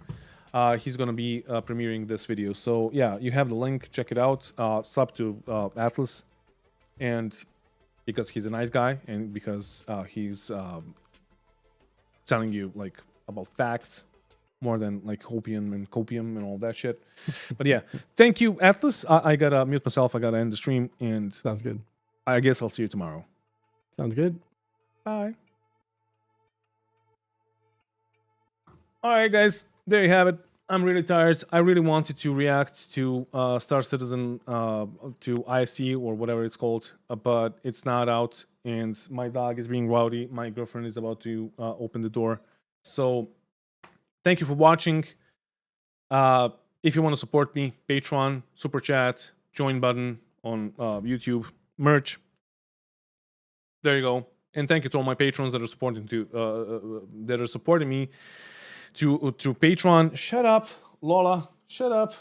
Thank you. So, yeah. I don't know what's up with her, but yeah, she's cute, but she's fucking like she's pissing me off right now. But yeah, I guess I'll see you tomorrow, because tomorrow we're gonna watch Star Citizen Live. Maybe tomorrow we're gonna react to TISC, but I guess we'll see. If you want to support me, Patreon and all of that, thank you. The best way, maybe if you want to get something in return, is gonna be the merch that just ended. So check out the merch store. You're gonna like it. You're gonna love it. All the designs are mine. So see you tomorrow, and don't forget to bring it all when you're traveling through space. And mwah, good night.